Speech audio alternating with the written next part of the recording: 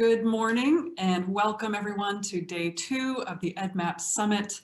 My name is Belle Bergner. I'm the Executive Director of NAISMA. I have the honor and privilege of being with you today and with all of our incredible speakers and panelists. I'd like to first start by thanking our very generous sponsors for making the summit possible. First and foremost, the EDDMapS program at the Center for Invasive Species and Ecosystem Health at the University of Georgia, and the many sponsors you see listed here today. If you were with us yesterday, you learned about the nuts and bolts of EDDMapS, how it works, and today you're going to get bigger picture stories about EDDMapS in practice. I'm really excited for the sessions you're going to listen to today. Before we get started, I would like to give an acknowledgement to the indigenous tribes whose land we gather on today throughout North America. Here in Milwaukee, I am seated in the traditional land of the Potawatomi, past and present. We honor with gratitude the land itself and the people who have stewarded it through generations. NAISMA is an organization 28 years old now, and from the very beginning, the organization's mission has been to support, promote, and empower invasive species prevention and management in North America. In yesterday's welcome, I talked about how in the early days, you had to pick up the phone or drive to your neighboring land manager and talk to them and let them know what species you were seeing and letting them know what to be aware of, to be on the lookout for. But today, we have an incredible technology of EDDMapS. So it's just amazing to think about where we've come in the last 30 years with technology. Let's see. As a reminder for folks who are interested today, we have CEUs available from these associations. Check out how to purchase them on that link right there, which I'll post in the chat in just a moment. Again, I want to thank everyone for being with us today. If you don't have time to stay with us throughout the day, this is being recorded and will be available on NAISMA's YouTube channel probably within about a week.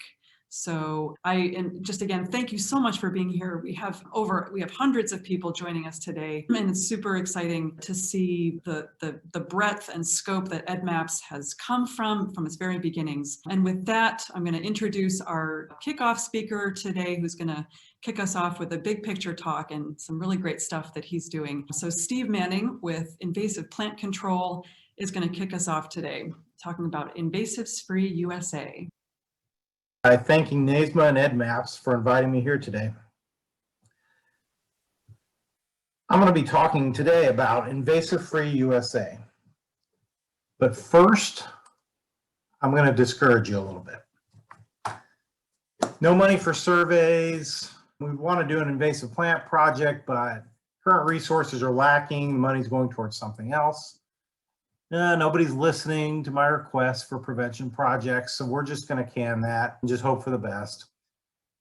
And we know that there's problems, and if we take care of them now, it won't cost very much in the future, but we just don't have $1,000, so we can't do anything about it. Oh, that on-the-ground control project looks promising, but it's not going to happen right now. It's just not practical. Restoration, no budget. Monitoring, maintenance, forget about it. We haven't even started the project yet. There's a lot of reasons why I think people try to get discouraged in this industry, in any part of life, right? It's been a tough year for everyone. We always have to find something to encourage us to do better. Well, I'm here to tell you that we don't have to be discouraged in this industry. When I drive down the street in the Warner Parks here in Nashville, Tennessee, which I'll use as an example a lot today, and I look to my left or I look to my right, in many parts of the park, all I can see are what I call high intensity level 5 infestation of Chinese privet, bush honeysuckle, euonymus, vinca major, vinca minor, Japanese stiltgrass, English ivy. It's all there. And you look at it, especially this time of year when the invasives are green and everything else is still dormant. And it can be discouraging. You look at it and you think it's never ending. So I look at that picture on the left, and that's kind of what I see from the road or the trail. But if I take an overhead image, if we fly the drone and we take some photographs of the park, and I look at this area, let's just say that's 150 acres, I can see the road kind of positioned down through here that I was just driving through on the left. And I see the green around there, and this is taken, oh gosh, about a week ago. So a lot of the invasives are green and nothing else is. So what we see that's green are invasive plants. The other things are relatively clean forest right now. Really beautiful overstory, a lot of hardwoods in this forest.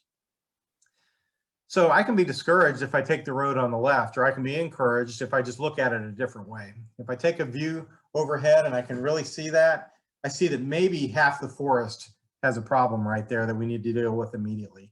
The other half, we need to do the prevention. We need to watch out for.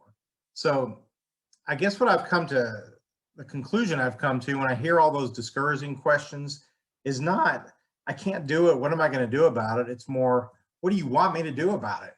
Give me the tools, show me the resources.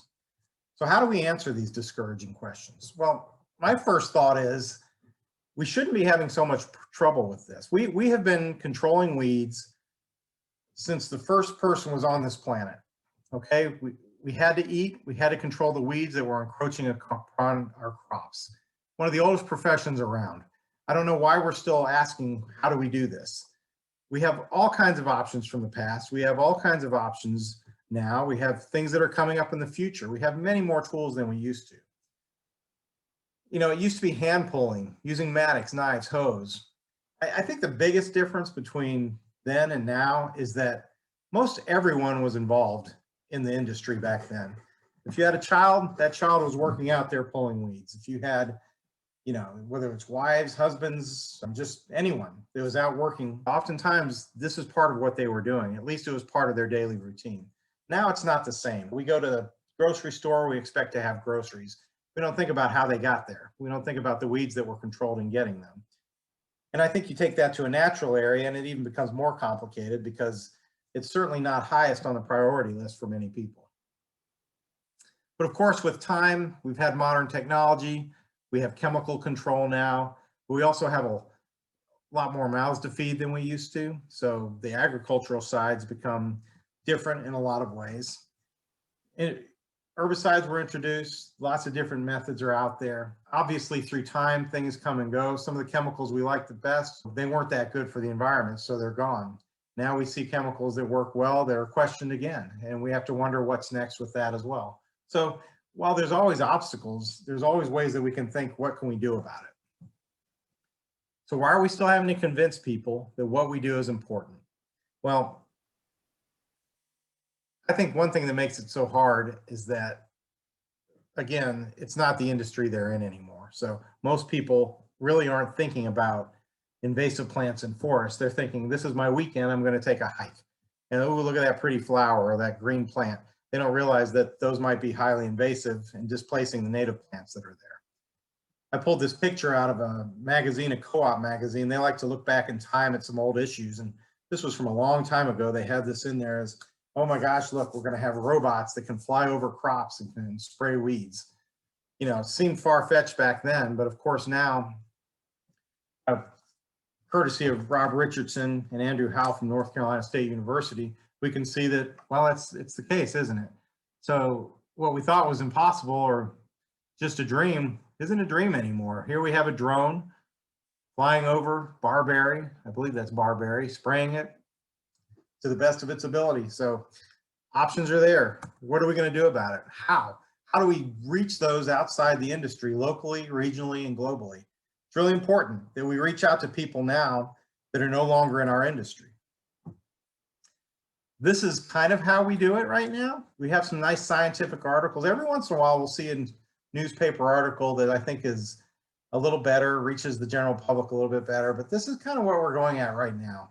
And we need to really figure out a way, and I've been saying this for years, how do we make something like this sound interesting to the general public? What's missing in the natural area is weed management industry. And you're going to see that I include a lot of why, what, hows in this presentation, because these are all the simple questions we need to be answering. Well, what's missing is the general public. We've done an excellent job over the years teaching current and future botanists, foresters, environmental scientists, etc. And I welcome every one of you that are on this presentation today, because I think we're all an integral part of what we're doing right now. But we haven't done such a great job reaching out to the other segments of the population. And I welcome those folks here too. I hope there's a lot of students here. I hope there's people that are just retail workers. I hope there's people that work at the gas station or doctors or lawyers or whatever you might be. because we need to teach you what we already know. If we want this to be a success, we have to find out why everybody else cares about invasive plants and let them know about it. So it's not the botanists and the foresters completely. Certainly, we all need to be taught. We all have a lot to learn. But we need to find out why it can be important to everybody else. And then we need to tell them about it. And then what do we need to do? We need to tell them what they can do about it. So part of that process for us has been developing these regional, national, and global initiatives.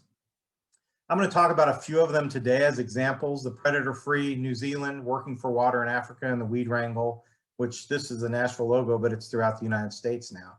And ultimately how Invasive Free USA is a concept that's being born out of these types of events and these types of projects. So let's define the invasive free concept really quickly, and then I'm going to get into the examples. Invasive Free USA can mean a lot of things. And by the way, it's not just Invasive Free USA. It might be Invasive Free Tennessee, or Invasive Free at the Tennessee State Parks, or it might be Invasive Free Maryland, whatever you want to call it. It might be Invasive Free with the neighborhood group name on there, or it might be a local school, Invasive Free at the Covenant Elementary School. At the Warner Parks here in Nashville, it's the entire 2,700 plus acres in the park and all the plant species considered invasive. It's a big project here. But in a neighborhood association, it might just be 1, 2, 3 species, and they group up as a neighborhood and say, we're going to control these species by a certain date. For some, it may be a 50-year goal like New Zealand, and for others, it might be a 7-year goal. Warner Parks is a 7-year goal for 2,700 acres. It can be a citywide effort or a backyard effort. It can be a nationwide effort or focused on just one island in the world. So why? You know, I think if we can answer that why question, we can get a lot more people involved in their invasive free project. Why are you in the business? Well, let's look at it. Why do we have certain projects that are considered control of invasive species? Let's start with the Working for Water program out of Africa. This is a great program. It employs mechanical methods, chemical, biological, integrated control. It was conceived in 1995 and has controlled millions of acres of land of invasive alien plants on many, many lands and employed a lot of people.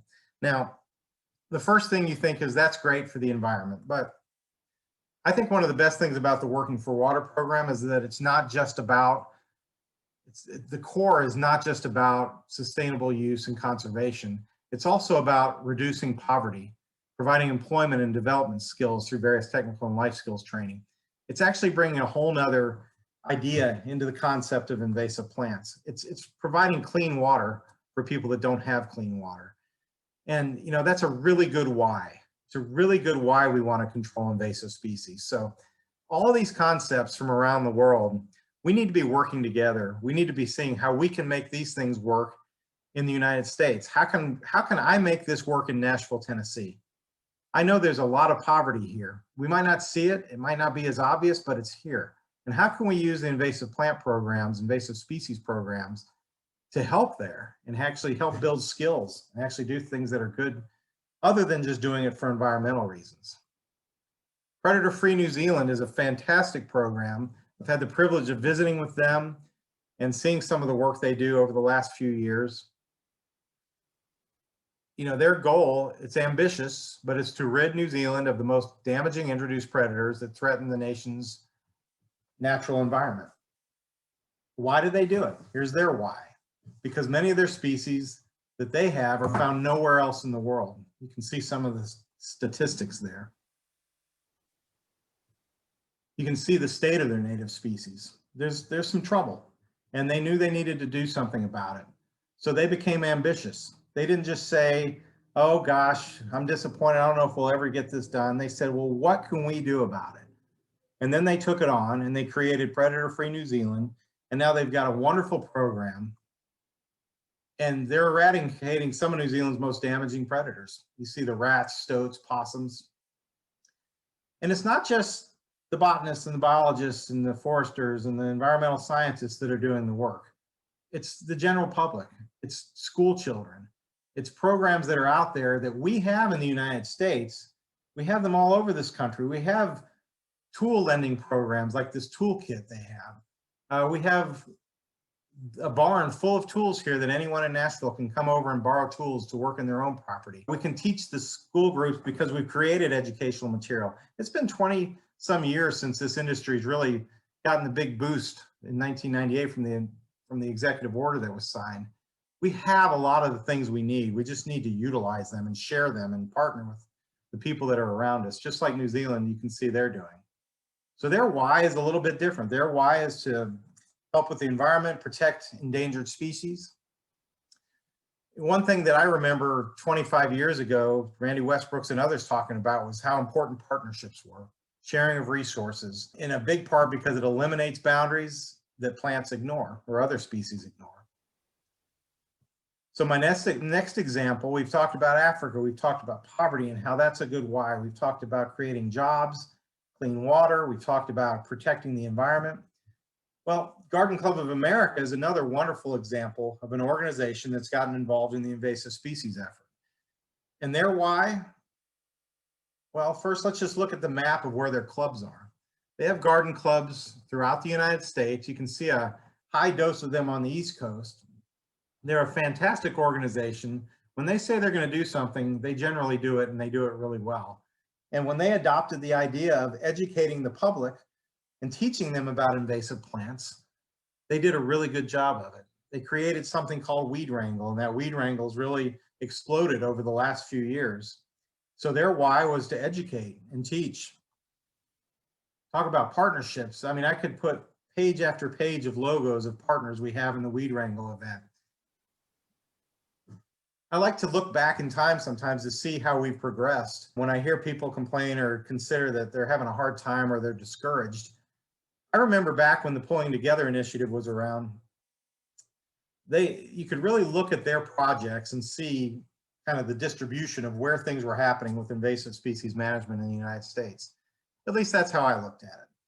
And when I see this, and you can see the projects from 97 to 99, you can see it's very heavily to the left. It's the West Coast. And certainly it's wonderful that they had it there. But I remember, because we were applying for projects back then, it was hard to get funded for things on the East Coast. And you can see there wasn't a lot going on based on a map like this. I want you to think back to the map I just showed you of the Garden Club of America. Certainly they have the opposite here. And they've utilized that. They've utilized that, the skills that they have. And now when you look at these flags, you can see all the states that the Garden Club of America has gotten weed wrangles going in. So they've actually really encouraged their garden clubs to get involved. The garden clubs get the communities involved. Communities really spread the reach amongst a much broader array of people outside of the scientific industry, outside of botany, outside of biology. And you can see we've covered a lot more states now. There's not a lot of in the West yet, but it has more to do with the fact that we're so busy getting things going on the East Coast, we haven't had time to push the weed wrangles in the West. There's a lot of great programs in the Midwest to the West already. So when we really start to put all these things together, I think the progress is going to be wonderful, and the discouragement will probably end some for a lot of people. So this is all about, for the weed wrangle, it's all about partnerships. It's all about creating these partnerships so that we can educate people about invasive plants and the types of plants that we would rather have out there. And it's really been a wonderful thing. Over this last year, they've created the stay-at-home weed wrangle, which is obviously very important. Oftentimes we'll clean a park of invasive plants, but the next door neighbor won't do anything about theirs. Well, here's a great educational opportunity. Just using Tennessee as an example, you can see how the spread of weed wrangles across the state has really covered the state for us and created educational opportunities throughout the state of Tennessee, just through this one type of an event. School groups, retail industry, everybody comes out for these things. Look at Indiana. Don Slack out there has been doing a wonderful job putting together SISMAs, cooperative invasive species management areas, and part of that has also been these weed wrangles. They've had approximately 40 in 2020, and they're really spread out across the state as well. So just two examples, two states on the East Coast, but you can see the spread of just one type of an event. And add everything else that's going on, and we can see that I think this slide I showed you earlier of what I think we've been showing the public and trying to teach them through, I think we're kind of putting that to the side. People still have this information, but they also have other information that tells them why they want to do something. And the general public's why is a lot different than yours and mine. So here's kind of a map of when we host conferences, the current invasive species industry event participants. So if I have a conference for innovations in December, I'm going to have a lot of naturalist botanists, resource managers, environmental scientists, you name it, that come to the conference. Garden Club of America has this type of member demographics. This is just an example from one group. Professors, stockbrokers, school receptionists, farmers, floral designers, retired folks, hedge fund managers, authors, bankers, travel agents. You can see the list there. It's just a wide array in their demographics that reach a lot more people than the typical conference would. So the weed wrangles through the garden club groups attract the same type of folks. And here's just an example from 2020, some of the weed wrangle volunteers. Finance industry, medical industry, insurance industry, participants from everywhere, including a lot of college and high school students and grade school students, reaching that younger generation. Even the retail industry, the Disney store sent its entire staff out to the first weed wrangle we held at the Nashville Zoo. So all that to say, there's a lot of reasons why people want to control invasive plants. From education, we want to teach, to really helping us have a sustainable place to live, to actually working on the environment and protecting what we have, creating jobs. You know, I've named several different ones in those examples. And that kind of brings us back to invasive free concept. And I'm going to give the example of invasive free at the Warner Parks. So, you know, it's invasive free at the WP. And their goal, it's a 7-year challenge. Their 100-year anniversary of the park will be 7 years from the day they started this challenge. And their goal is to complete initial control of all the invasive plants in this park, more than 2,700 acres, by 2027.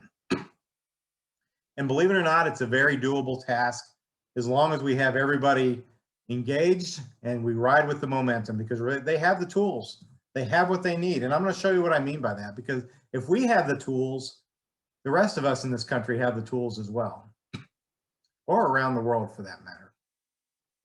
We just have to share and partner to utilize them. So why at the Warner Parks are they doing it? Well, the Friends of Warner Park and Jenny Hannon and the rest of the group there, Paul Fowler, they're doing a wonderful job teaching over the years, doing volunteer projects. This is a picture that Bob Parrish showed us from, gosh, I think the 1970s, of one of the main corridors next to the park. And it's full of redbud trees in the spring. Now, if you go down the same corridor in the spring, you see bush honeysuckle and Chinese privet, and maybe some multiflora rose, probably a little bit of autumn olive, just a little arboretum of invasive plants. So they've displaced the native redbuds. It's just one of the reasons they want to control the invasive plants there. Why at the Warner Parks are they doing it? Why do they have an invasive free project? Well, here's a before and after, where the control work was on the right. You can obviously see on the left, the control work has not been done yet. There's a very obvious difference. It's very clear to us. It's very clear to the people that utilize the park. Here's some before and after work that was done just this year up at the Ale area. So how are they doing it? Well, there's so many tools available, and they're actually making use of them. They're not afraid to ask for funding. They're not afraid to go outside their comfort zone to ask for funding, to look for the resources that they need. We've had local companies like Thompson Machinery, which is a Caterpillar group, donate mulching machines for us to use. We've had other groups donate equipment. We've had our partnership with them allows donated time, but they also find resources so they can get out there and do things. We're able to purchase a drone so we can do mapping there, and we can really zoom in on where the problems are. This is just part of the park, the Birch Reserve that they just purchased a few years ago. And you can see, again, this was done in the fall, in December. You can see the green streaks in there where the invasive plants are. So from the trail, it might look never ending, but when you look overhead, it's very manageable. We're able to create a budget. We're able to go out to donors and different groups to see if we can fund projects like this and just stay on it until we do.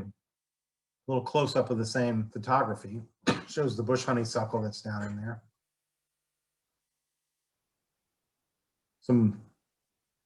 They also have a wonderful volunteer program there at the Warner Parks, and about 2,500, I would guess more hours per year. And it encompasses about 20% of their annual volunteer programming. So we have a great way to work in the future for maintenance and prevention, as volunteers add a great hand to that part of the project.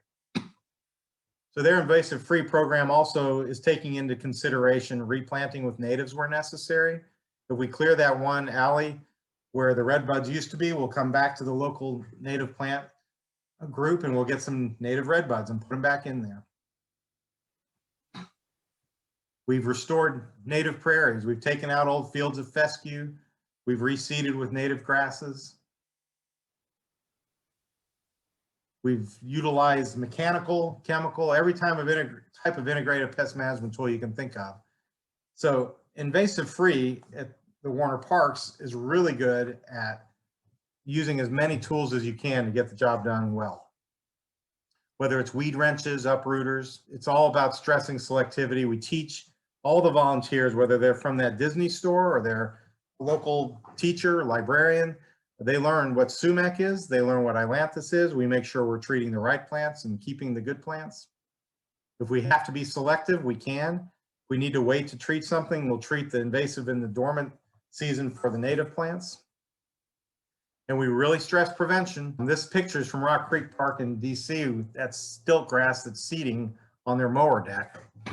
This is an old picture. I don't think it's that way anymore, but just as an example of simple things we can do, like cleaning a mower deck to keep seeds out. We're trying to do that here with prevention methods. We're also introducing new things and trying to teach people just by bringing them to look at new things that they never really thought of. This is an area where we did some cutting and treating before and after work. This is some of the donated equipment we used. So we mulched the edges that were predominantly Chinese privet, and we'll come back in afterwards with other tools. This is another tool that some time was donated to demonstrate and work through some of the site here. Let's see if I've got.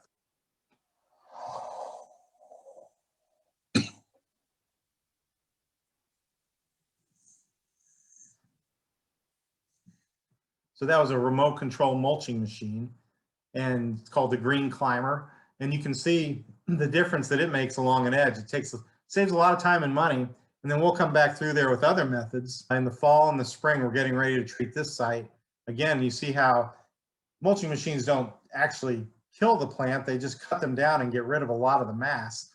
We can come back now and either foliar spray this with a 2% solution of chemical instead of a 25 to 50% solution you would with a cut stump treatment.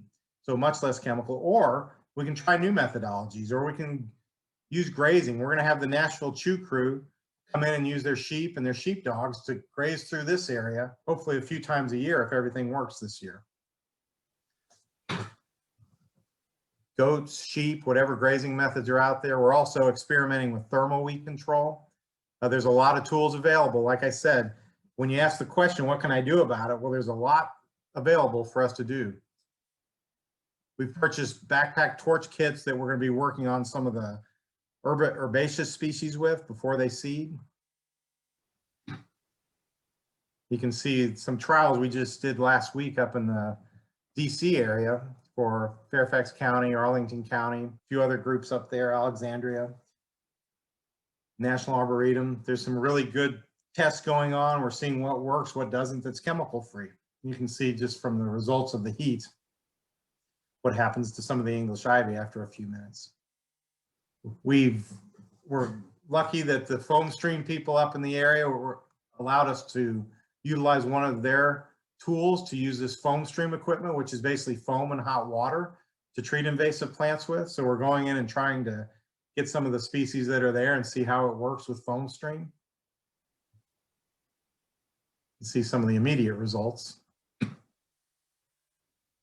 One of the things I like best about some of this chemical-free treatments is it actually allows, in high-use areas, it's a much better tool to use. You're not spraying chemicals. You're not scaring people with what you're using, even if it's unfounded. With the chemical-free options like hot water, you just have to be careful of the hot water. You can have children around, pets around, and not worry about it. One of our favorite tools is the heat weed technology, which we'll be using. We just purchased a unit from these folks, and they're going to be sending it to us and trying some of that. And I guess the biggest difference between heat weed and the foam stream is that they can really actively regulate their temperature a lot better, which creates a much better kill on a lot of different species. And certainly there are pieces of equipment you can use when it's just hot water and no foam. You can use it wherever you need to.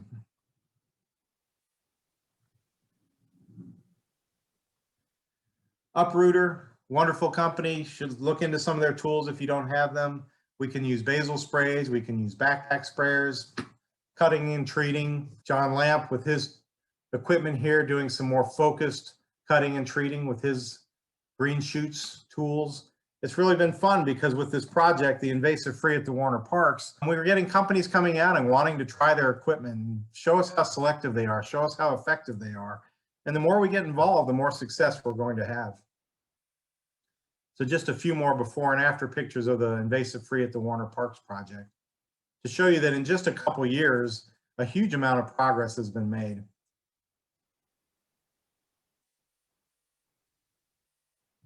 Again, it's a lot of understory of multi-stemmed invasive plants that are now gone. And I'll just kind of highlight really quickly, they were able to hire a staff this year just for invasive species management, working through invasive plant control. This is the crew, Dylan Vine's the crew leader, and then you can see the team we have there. And they're making a dent in the park every day, and they will be now for hopefully at the minimum of 3 years. And this is all, again, part of the Invasive Free program. So to end this, I'm just going to say it again. What are we going to do about all this? Every one of you has your own properties you deal with, you manage, you hike on, however you're involved with that property. I want you to start thinking more about what you can do about the invasive plants there. The attitude needs to be not why haven't they given me funding, but instead, I don't have the funding, what am I going to do about it? I own some property with invasive plants encroaching upon it. What am I going to do about it? I work for a university. There isn't enough money to do research. Well, what are we going to do about this? You know, there's so many things that we can actually do something. We just have to find the right path. And you know, if you really don't know, call me, call somebody. Let's start talking about it. Let's figure out paths to success that we can find, because I think the answer are all the previous slides I showed you. We have the tools, we have the examples worldwide that we can make this work. We just have to make it work. So with that said, I hope you guys enjoy the rest of what's ahead with the summit. Just a few slides here to show you. Whoa, went by those really quickly, but you can see from the Western Weed Action Plan, University of Minnesota, there's a lot of folks that are going to be talking and then throughout the rest of today. And I know you're going to really enjoy it. And if you have any questions, certainly feel free to email me or give me a call at your convenience. Thank you. Thank you so much. Really appreciate that presentation, Steve.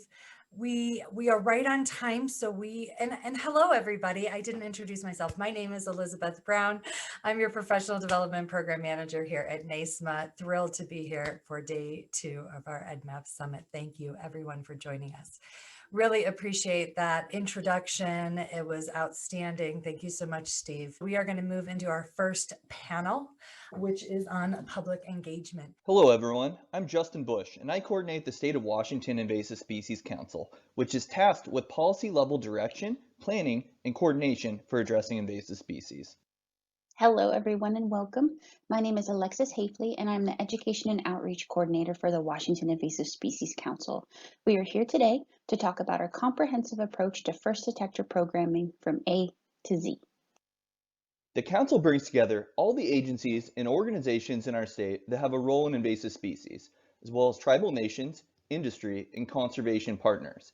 The Council unites all, looks at the big picture, and fills in gaps that cannot individually be filled. First detection and reporting are our core themes for our strategy.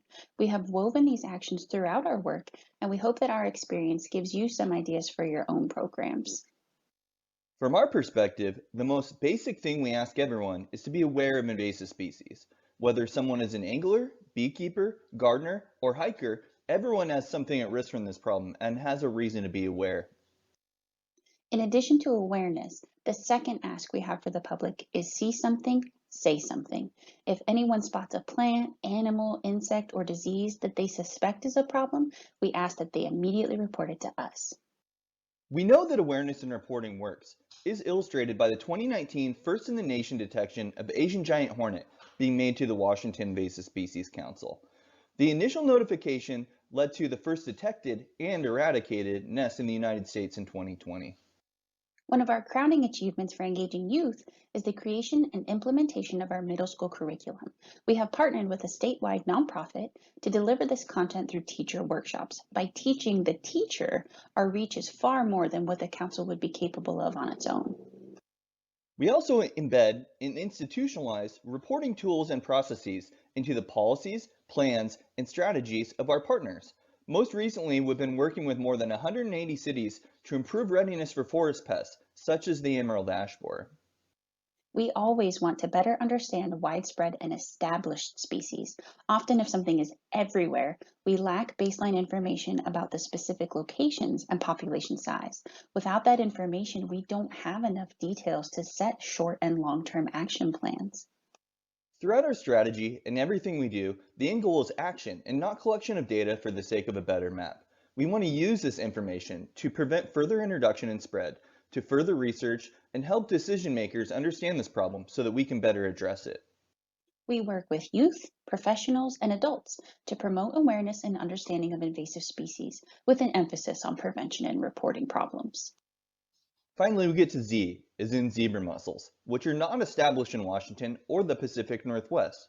Our approach involves cultivating a network of people who know how to say something when a problem is seen. And at the same time, we're also building response capabilities through planning and exercises. Creating a successful program doesn't have to be hard. Our experience has shown that just having a tool isn't enough. You need to teach people how to use that tool and to consistently weave it into everything you do for it to really be successful. We've done it, which means you can too. The great thing is that through the EDDMapS community, there are many people that are willing to help and provide advice. Thanks, and good luck. Oh, well, thanks. But this is a grass carp, and we don't want this in Ontario, and we don't have this in Ontario. Hi, everybody. My name is Brook, Schryer, and I'm the Aquatic Program Specialist with the Ontario Federation of Anglers and Hunters and their Invading Species Awareness Program. If you're not familiar with the Ontario Federation of Anglers and Hunters, we're actually the largest nonprofit charitable fish and wildlife conservation organization in Ontario. We represent over 100,000 members, subscribers, and supporters. And within the Ontario Federation of Anglers and Hunters, we actually have 4 different conservation programs. And within these different conservation programs, we try to address a number of different environmental topics. And one of those that come top of mind, and the reason why we're all here today, is invasive species.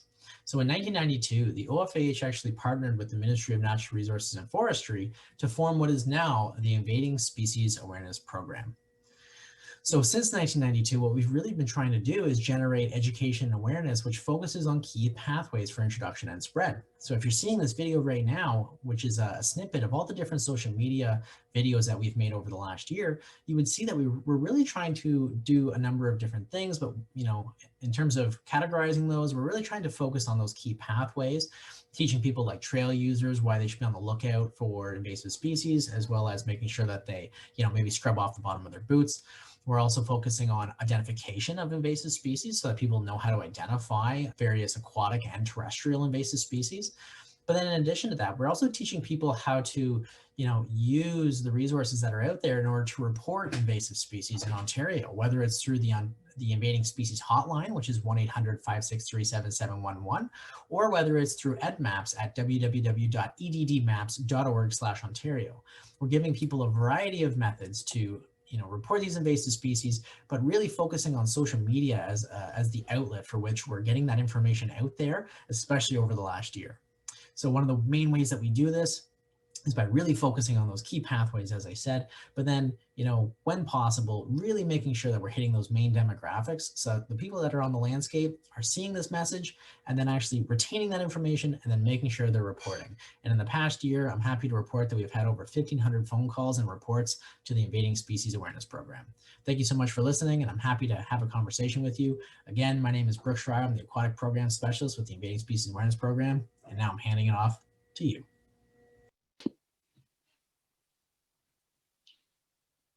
Hi, Hi, I'm Megan Evans with the Alberta Invasive Species Council. We're based in Alberta, Canada, and we're a nonprofit organization that was formed in 2006.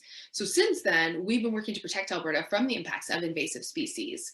One of the ways that we do that is by using our EDDMapS Alberta app. We officially launched EDDMapS Alberta in 2012.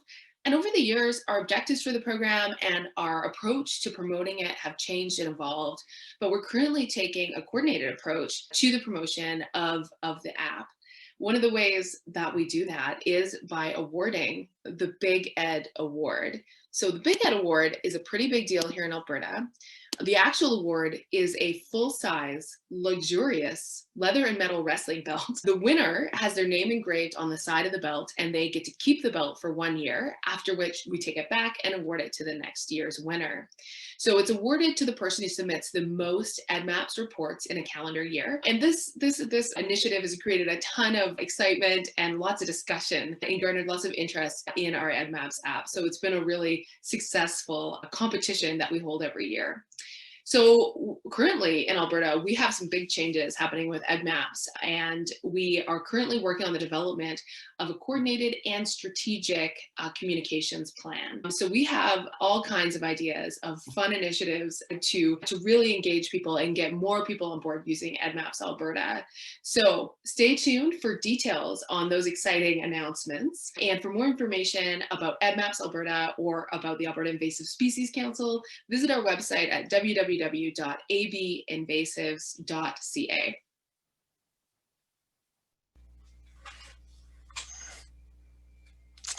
Hey everybody, I'm Chris Evans, Extension Forester with the University of Illinois. I'm here to talk about using Wildspotter at public events on federal lands. This was an effort that we started with the Shawnee National Forest a few years ago, and the real driver was the need for information on invasive species, mapping information in wilderness areas on the forest, particularly to drive management. And so we wanted to figure out the best way to get this data that we needed, and we decided to use it as a public event, not only for education, but also to collect this information. So we partnered with Bugwood and Wildspotter and EDDMapS to kind of serve as the data management and collection system, along with the Forest Service as the land manager, River Cooperative Weed Management Area, the Nature Conservancy Extension, and the Illinois Master Naturalist Program, to come together kind of jointly to do this public event. And so we decided on Burden Falls Wilderness Area. It's a beautiful wilderness area down here in southern Illinois, and one that was in dire need of more information on what invasive species challenges they face and where they're at.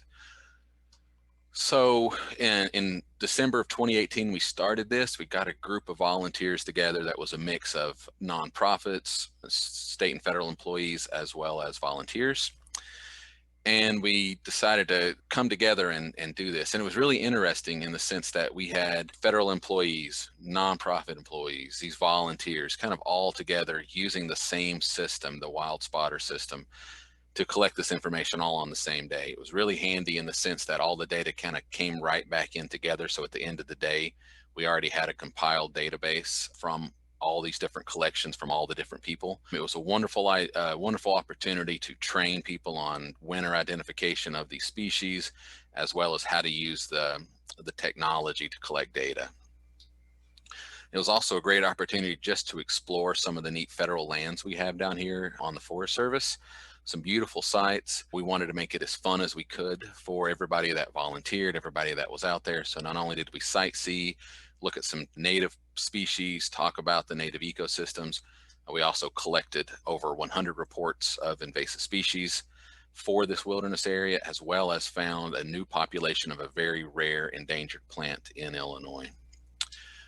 So at the end of the day, everybody kind of went home with a bunch of Wildspotter swag. And again, this was just the start of this effort. And the idea was to build this public-private partnership, build up a bank of volunteers that know the technology, know the species, so we can continue to collect information about invasive species using Wildspotter.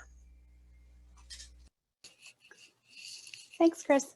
Hi, everyone. I'm Lesley Beckworth, the landowner coordinator for Teton County Weed and Pest. Today, I wanted to talk about how we conduct invasive species outreach in Jackson Hole. Teton County Weed and Pest is a special district that is mandated by state statute, funded by mill levy, and governed by a board of directors appointed by our county commission. Teton County is a large county of about 4,200 square miles, but 97% of that is federal land, including 2 national parks and more than 1 million acres of Forest Service land. We have a population of about 24,000 people, mostly condensed into the southern 1/3 of the county here. We also have a large number of short-term and seasonal residents. Tourists more than double our population during peak season, with up to 46,000 visitors moving through Jackson Hole each day, totaling about 2.6 million visitors annually. These factors leave us with a wide variety of audiences and a lot of vulnerable but fortunately pristine land. In our outreach efforts, we adapt to each group as best we can. We start with K-5 education. We collaborated with science educators in the area to create a menu of core curriculum options for teachers so they can pick and choose what to use based on their curriculum needs. Our 1st through 5th grade classes start with the basics of plant parts and progress through life cycles, insects in the food web, and end with ecosystem relationships and how to develop and evaluate solutions for invasive species. For landowners and residents, we try to stop invasive species at the source. We worked with our county planning department to require invasive species management as a part of our land development regulations for new construction. We recently shifted from individual focus to HOAs and neighborhoods to take advantage of HOA bylaws and CC&Rs with the help of contacts within HOAs who can champion the cause. This brings continuity to the landscape and allows us to utilize the power of peer pressure. We still perform one-on-one consultations to tailor plans to individual needs, which is important with such a wide variety of landowners.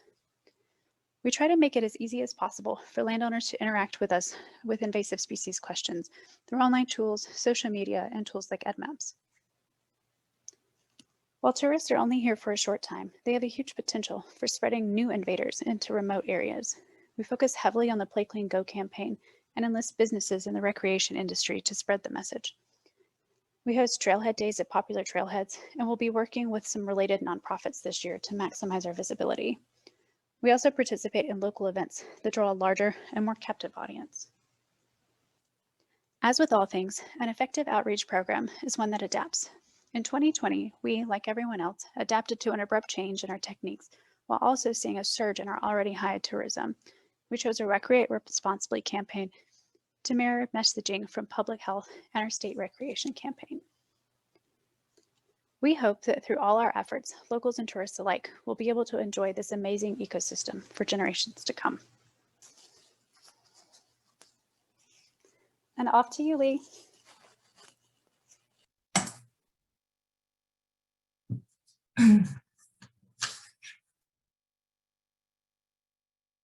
Thanks, Mark. Hi, my name's Leigh Greenwood. I'm the Forest Health Program Director for the Nature Conservancy. One of my main responsibilities is running the Don't Move Firewood campaign, which is an educational campaign all across North America designed to reduce the movement of forest pests. Lots of pests can move on the firewood pathway: emerald ash borer, Asian longhorn beetle, spotted lanternfly, and many, many more. And in order to reduce the movement of these forest pests, we work towards educating firewood users in high-risk areas against the behavior of moving firewood long distances to slow the spread of firewood across North America. I look forward to your questions. Take it away, Krista. Nice. This is going to come in super handy on the trail. Thanks. Hi, I'm Krista Lutzke, and I am the PlayCleanGo Program Manager with the North American Invasive Species Management Association.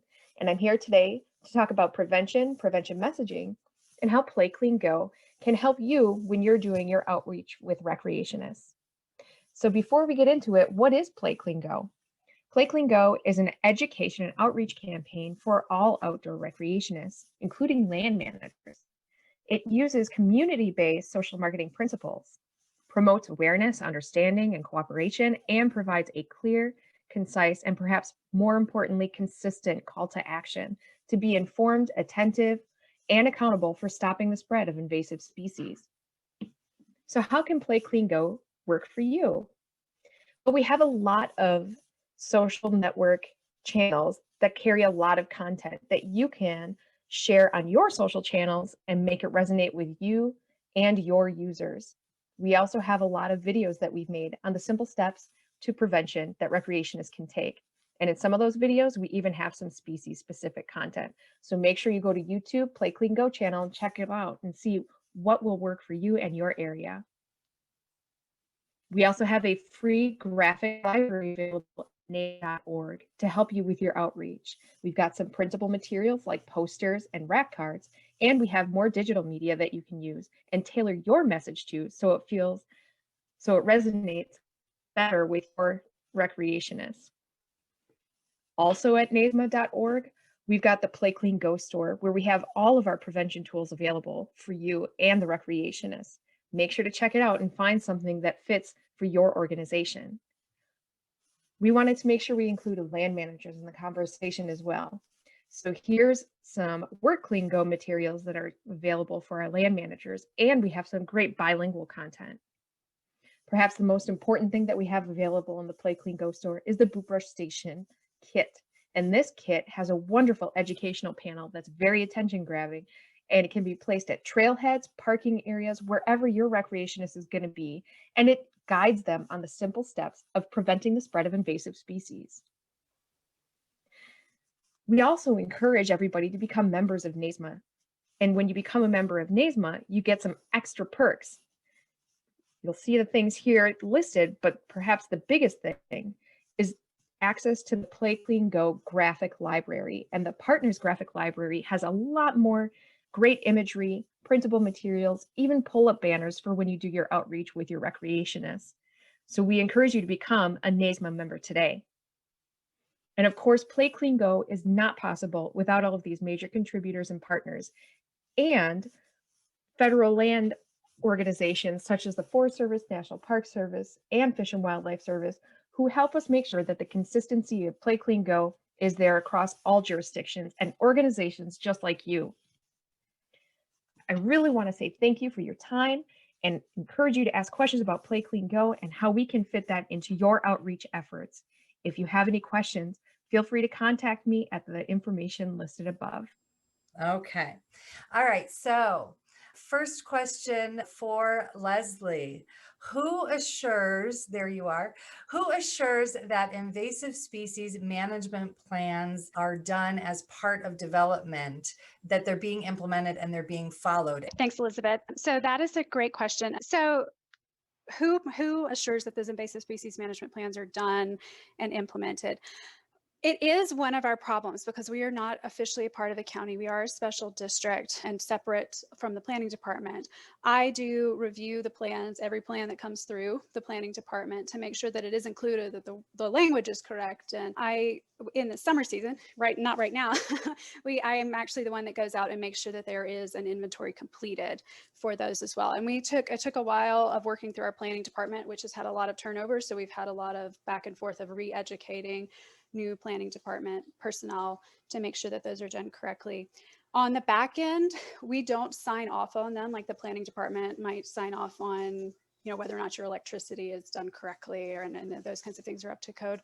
Where that falls back is back onto our state law, where I would follow up on any property to make sure that management plans are being done, which is as quick as with major development, is as quick as being able to go and see if those disturbed sites have got invasive species in them if they're being maintained.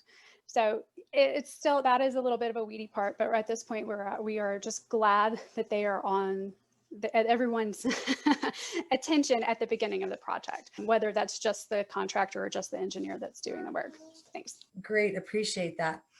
So a question that really this could be for anyone. And it also speaks a little bit to some of the points that Steve was making early in his keynote about some of these other organizations that have campaigns working on invasive species. And the question or statement really is that harmonizing messaging and coordinating the coordination seems to be in vogue. From the scale that you all work in, and I know you work in different scales, how do you successfully harmonize and integrate the international and national messaging in your work? And we know that the words we use are so very important.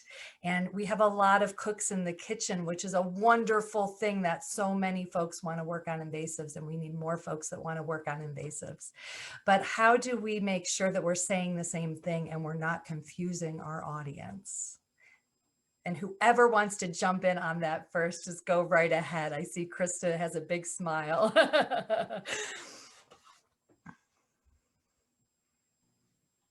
Well, I can take it from the national perspective, and essentially that is what PlayCleanGo does. We provide that opportunity to give you that same book, so to speak, so that when you have that prevention messaging or that outreach materials, we've got a brand guide that you can follow to ensure that it's consistent across any jurisdiction. It allows you to use it for recreationists. I know prior to my position, I used it for our local tourism industry as well. And it goes from nonprofits to to government agencies. It really works across all activities and across all jurisdictions, because it's just a simple message that speaks directly to the recreationist. And a lot of study and work went into the types of verbiage that we should use, the colors that we should use, the content that we should have.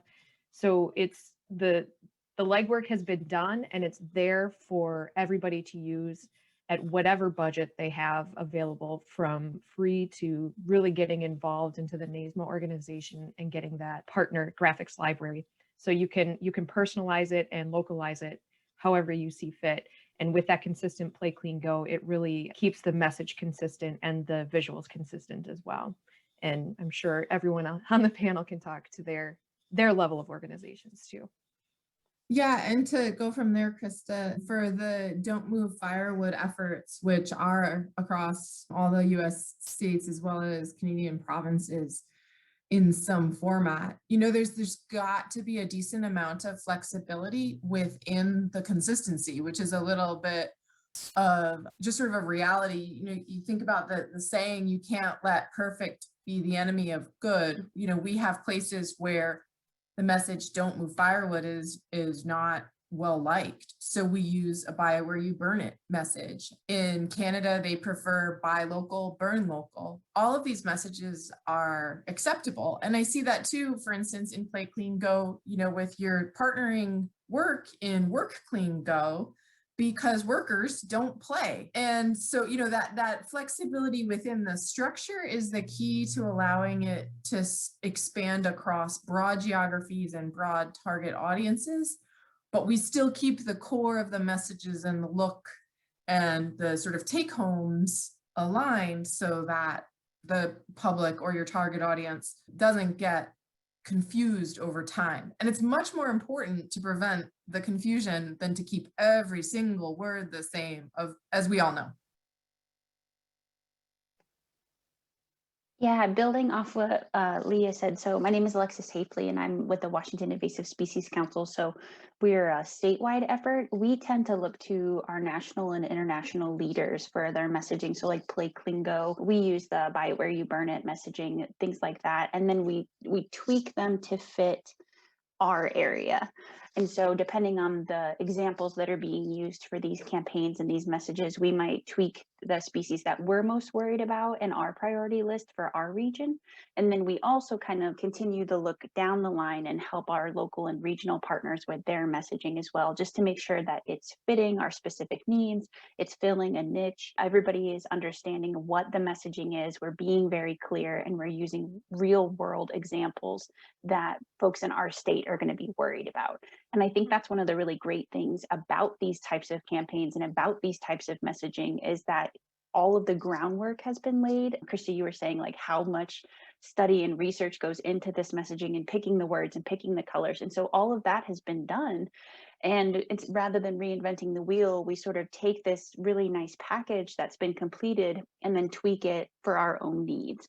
And so I really appreciate that flexibility to be able to sort of scale up and down as necessary. And I think that makes coordinating the coordinated effort a lot easier, a lot more streamlined, and then you're still getting that same message consistent no matter what level you're communicating at. Thank you. I can't really speak at an international or national scale since I'm from Ontario and we're a provincial program. But I think the question, it's a great question, but it even goes deeper than that in Ontario specifically. The question was, how do we maintain the message? But I think a big question for me in my work is, how do we avoid duplicating the message? Because as we all know, with all these different organizations that are doing work, especially in Ontario, we have a number of NGOs, the provincial government, we have the federal government who are all doing invasive species work. And what you want to make sure is that we're not essentially recreating the wheel or consistently sending out the same message to the same people, because we all have finite resources. So what we actually make sure that we do, for example, with Asian Carps Canada, is we have a working group that works together in collaboration to, let's say, create a social media campaign. So if we're running a social media campaign, which we did just recently, we have the OFAH, my organization, we have the Invasive Species Center, we have the Federation of Ontario Cottagers Association, who all work together to generate different content, make sure it kind of all looks the same, but it's coming from the different partners. And then when they actually get released, what we make sure we do is we share that content. And in some circumstances, we even boost that content with paid advertising. So again, making sure that all of our dollars and cents aren't being wasted as we all potentially duplicate messaging, right? So that's a big thing for us.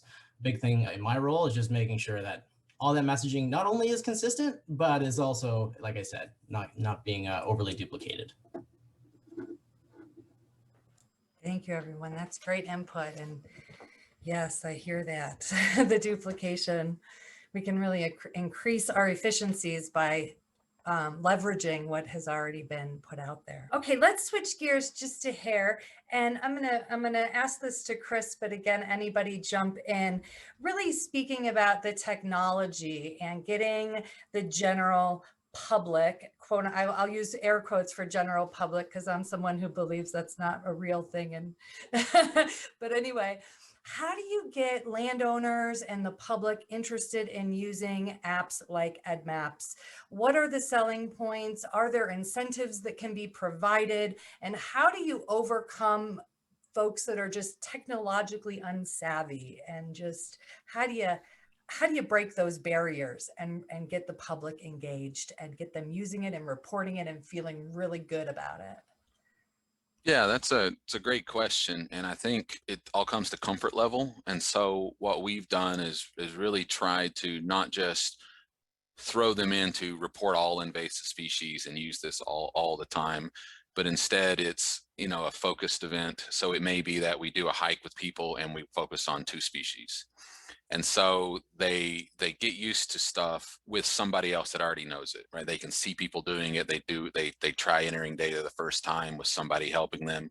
They have to only know 2 species or something like that. And so I think kind of building up people's confidence that they can do that is important. And then they know how to do it with somebody, so then they have more confidence to do it on their own. But then the other side of it is just really emphasizing kind of the value of this data. And so what we try to do here is highlight success stories that came out of citizen reporting. And we have one where we eradicated Brazilian Alodia out of a lake because somebody found it early at a boat ramp. We reported it and we were able to get it out of that lake. Or, we found chaff flower in a new spot and we're able to get rid of it. And so showing them that, this isn't just an empty exercise, but what they do is actually having an on-the-ground input to natural resource management, to improving the systems and natural resources in an area.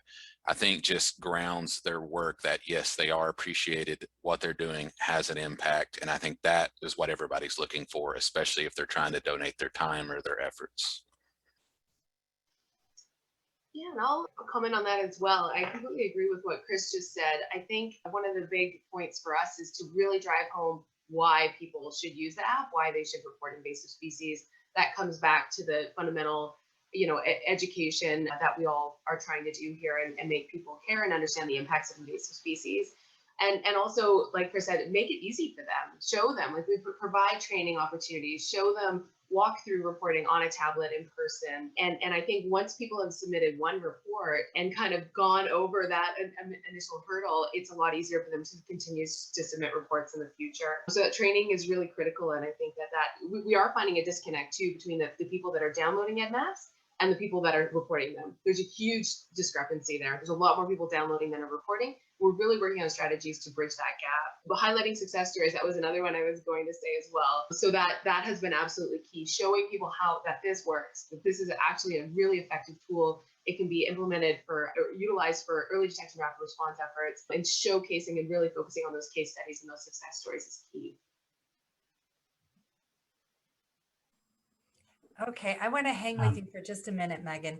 You just said something that I think is really interesting, and it might just be an app thing, right? But that there's a lot more people downloading it than are actually using it and reporting it.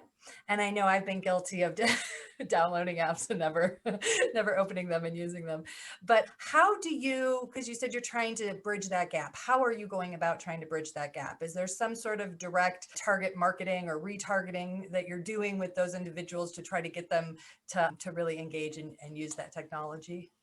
Yeah, no, that's a great question. And so most of the time I've been in this role has been during COVID. So we are at a little bit of, obviously we're not doing in-person events, so that makes things a little different. We look forward to being able to do those. But the first step, I think, is looking at your data. So, understanding how many downloads you have and understanding how many people are actually reporting and really spending some time looking at those data and understanding what's happening. Then we implemented contests like the Big Ed Award, our big wrestling belt, which again has been garnered so much interest. So we saw a spike in our social media posts, our reach of anything pertaining to that award over our regular posts. So giving people that competitive incentive, providing incentive for folks to actually download it, I think has been a big award. And so we're learning from, again, looking at our social media data and seeing what is actually working and implementing more strategies like that. So we have some plans utilizing some ideas from Washington actually to have some species blitzes this summer, offering up some really fun awards, prizes, that sort of thing. We're hoping that that'll work, Elizabeth. So we're in the early days of really understanding this, but that's our strategy. That has been our strategy to date. From an Ontario perspective, aside from stealing Alberta's idea and maybe coming up with something similar, one of the things that I wanted to address in the question was how do we engage with people who are a little bit more technologically challenged? And in Ontario, we're really fortunate to have the invading species hotline as well. So we provide people with a phone number in addition to, the ability to report online. And, what we do in that circumstance is when we have a report come through, we have a number of different calls that come through that vary in nature, as you can all imagine. But if a report's coming through, let's say somebody calls and says, I want to report this species here. What we'll do is we'll actually just walk them through getting us a photo. Like just keep it bare minimum. If it's a demographic that they just don't know how to use a computer or they don't own a computer, we'll ask them if they have a smartphone or if they have somebody who can send a photo. Because again, for it to go into our EDDMapS, we want to make sure that we're absolutely confirming the species, and we do that via photos. So if they're able to get that photo to us, then we can just ask them for sighting information, like where are you, how much did you see, et cetera, et cetera. So then we can actually input that report into EDDMapS ourselves, right? Like we have the manpower to be able to do that. Most of the time, this past summer was quite interesting because it was so exceptionally busy for us. And I think that was made worse or better, depending on how you look at it, because of COVID. There were a lot of people really engaging with our landscapes, which was fantastic. You had a lot of people getting out doing that gardening that they might not have done otherwise, and seeing something, whether it was garlic mustard or goutweed or what have you, and then calling the invading species hotline to report it. And then obviously, alternatively, we provide people with resources like best management practices guides and things like that to help them facilitate actually getting that stuff out of there. So yeah, that's how we kind of do it on the low tech end of things. But then with EDDMapS, it's really about really pushing it through social media. It's about those in-person engagements, which again, in the last year hasn't really happened. But historically, when I go deliver a presentation to a lake association or whoever, there's always a spot within the presentation that fundamentally focuses on EDDMapS, its function, how to download it, or how to use the web page, and so on and so forth. So it really comes down to person as well as social media. But right now it's really social media.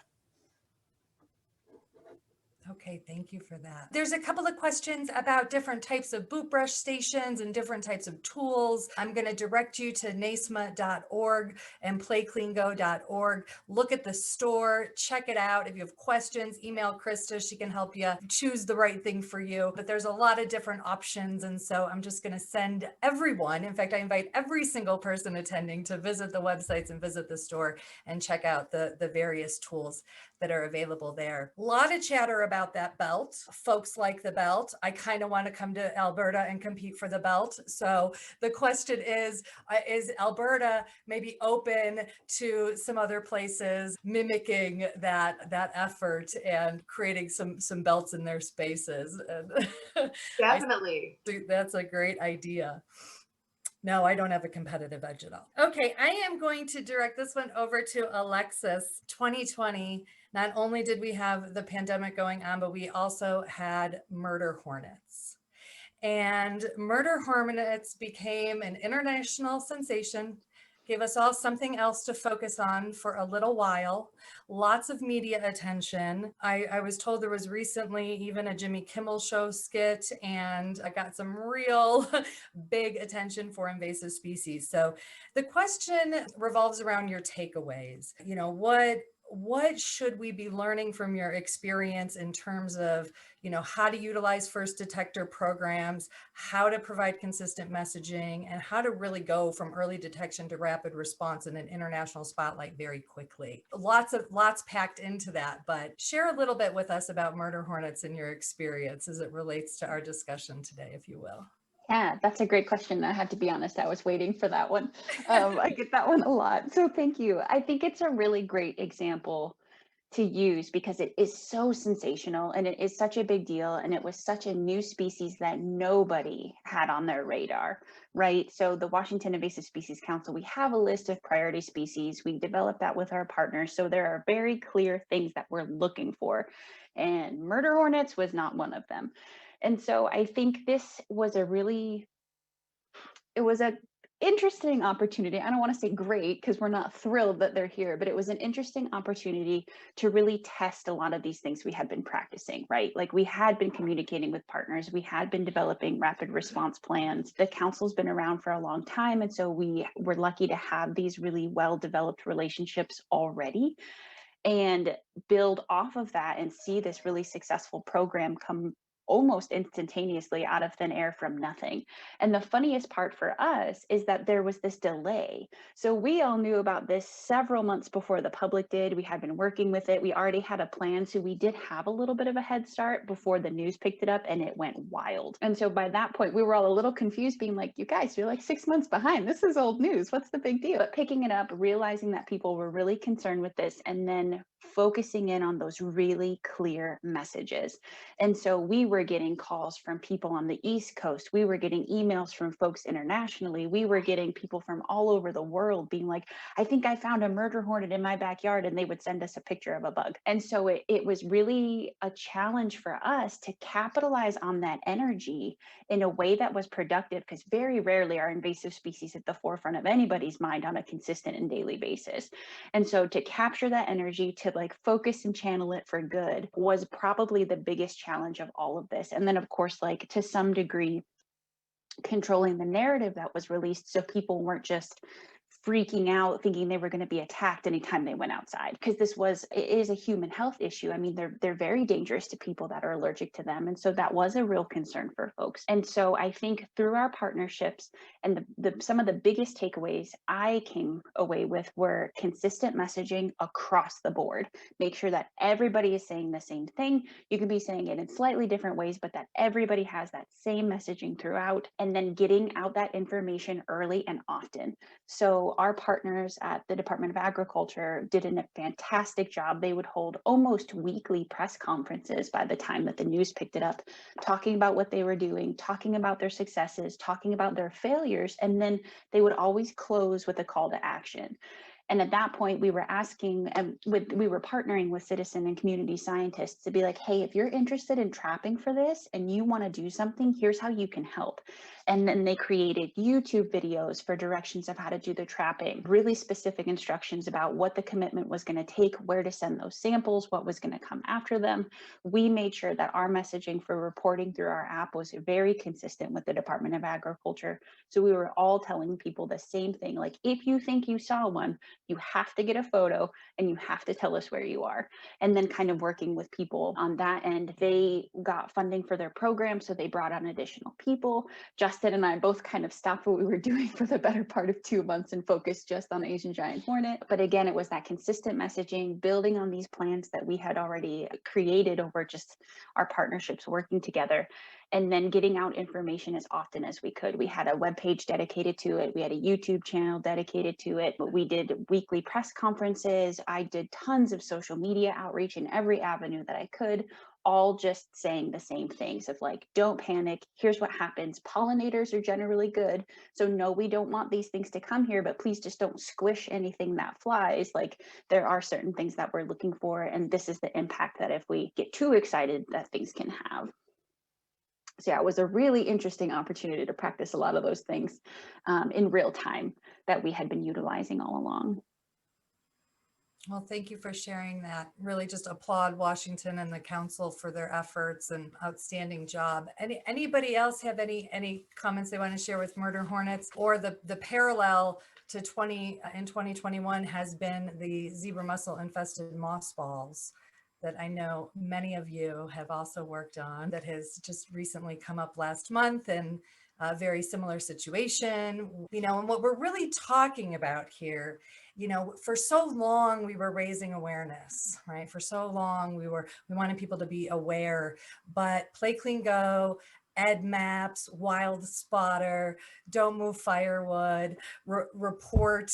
This is action. We need people to move to action, and we need to empower people to feel good about taking those actions. And the action may change depending on the species and the response. But how are these tools, or are these tools playing in similarly this year with mossballs and the response that's been going on there? I'll just say about the giant hornets, it was in the world here where we're trying to get everybody in my world in Illinois, we're trying to get people interested and raise awareness of invasive species. And everybody knew about murder hornets. And so it was like, oh, come on, we don't have murder hornets, but we do have bush honeysuckle or something like that. So there was a lot of jealousy going on, and how, high level of awareness you had there. But we did use it in some ways. We said, no, we don't have murder hornets, but we do have this and this and this. And so we tried to capitalize on the name recognition here just to pull people into what we actually have in the other invasive species. So it was helpful that way.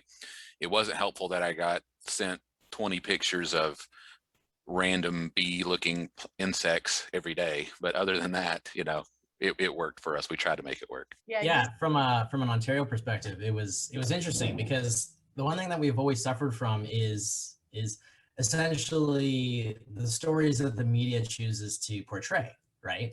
Whether it's kind of like the taste of the day. So in that case, it was Asian hornets, and even though like no Asian hornet had ever been found in Ontario, I had probably well over 100 reports last year of Asian hornets in Ontario. And it was like, man, like we need to get people, like you said, Chris, to maybe divert some of that attention to some of the other species that we do have, and that we are trying to control. But what I find is when you ask them, like, oh, where did you hear about this? Or like, oh, I saw it in the news. I saw it in, CBC. I saw it in this. I saw it in that. And it's just like, oh, man, if only we could control the species that, the media decides to focus on, maybe we could get more reports associated with like the higher level species, or higher profile species in Ontario. So that's one thing that we always try to do is we create these media packages, right, with all the details related to, Asian carps, grass carp specifically, because it has been found in Ontario's waters, and we want people on the lookout for it. And then we'll send it off to all these different media outlets, and you might get one or two, but it's never to the extent of, something as in your face as a murder hornet or an Asian hornet. So, at times you almost become apathetic. You're like, oh man, there's no way I can control that. But here I am on the receiving end of all those phone calls, right? But yeah, like I said, it's something that you notice every single year, is those trends in invasive species reports that are heavily influenced by media.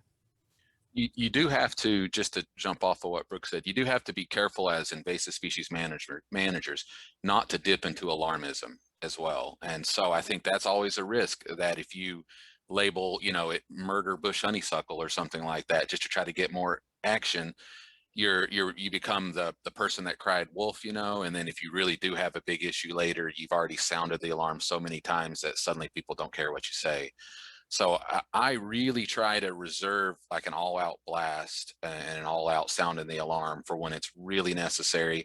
And when I'm talking about invasive species, I try not to say that every invasive species I'm talking about is going to end the world, is going to crash natural resources, because it's disingenuous, right? And so I think it for us to build a level of trust and respect in the media and the public, we have to be honest, and I think, and not drop into alarmism. I think that's very important too.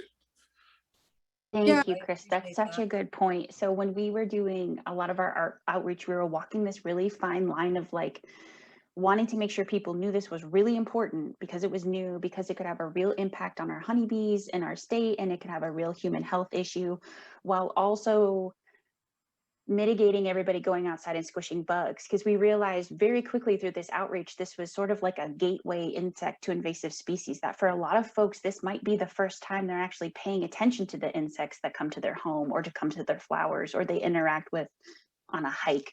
And especially because we were in the midst of COVID, a lot more people were home.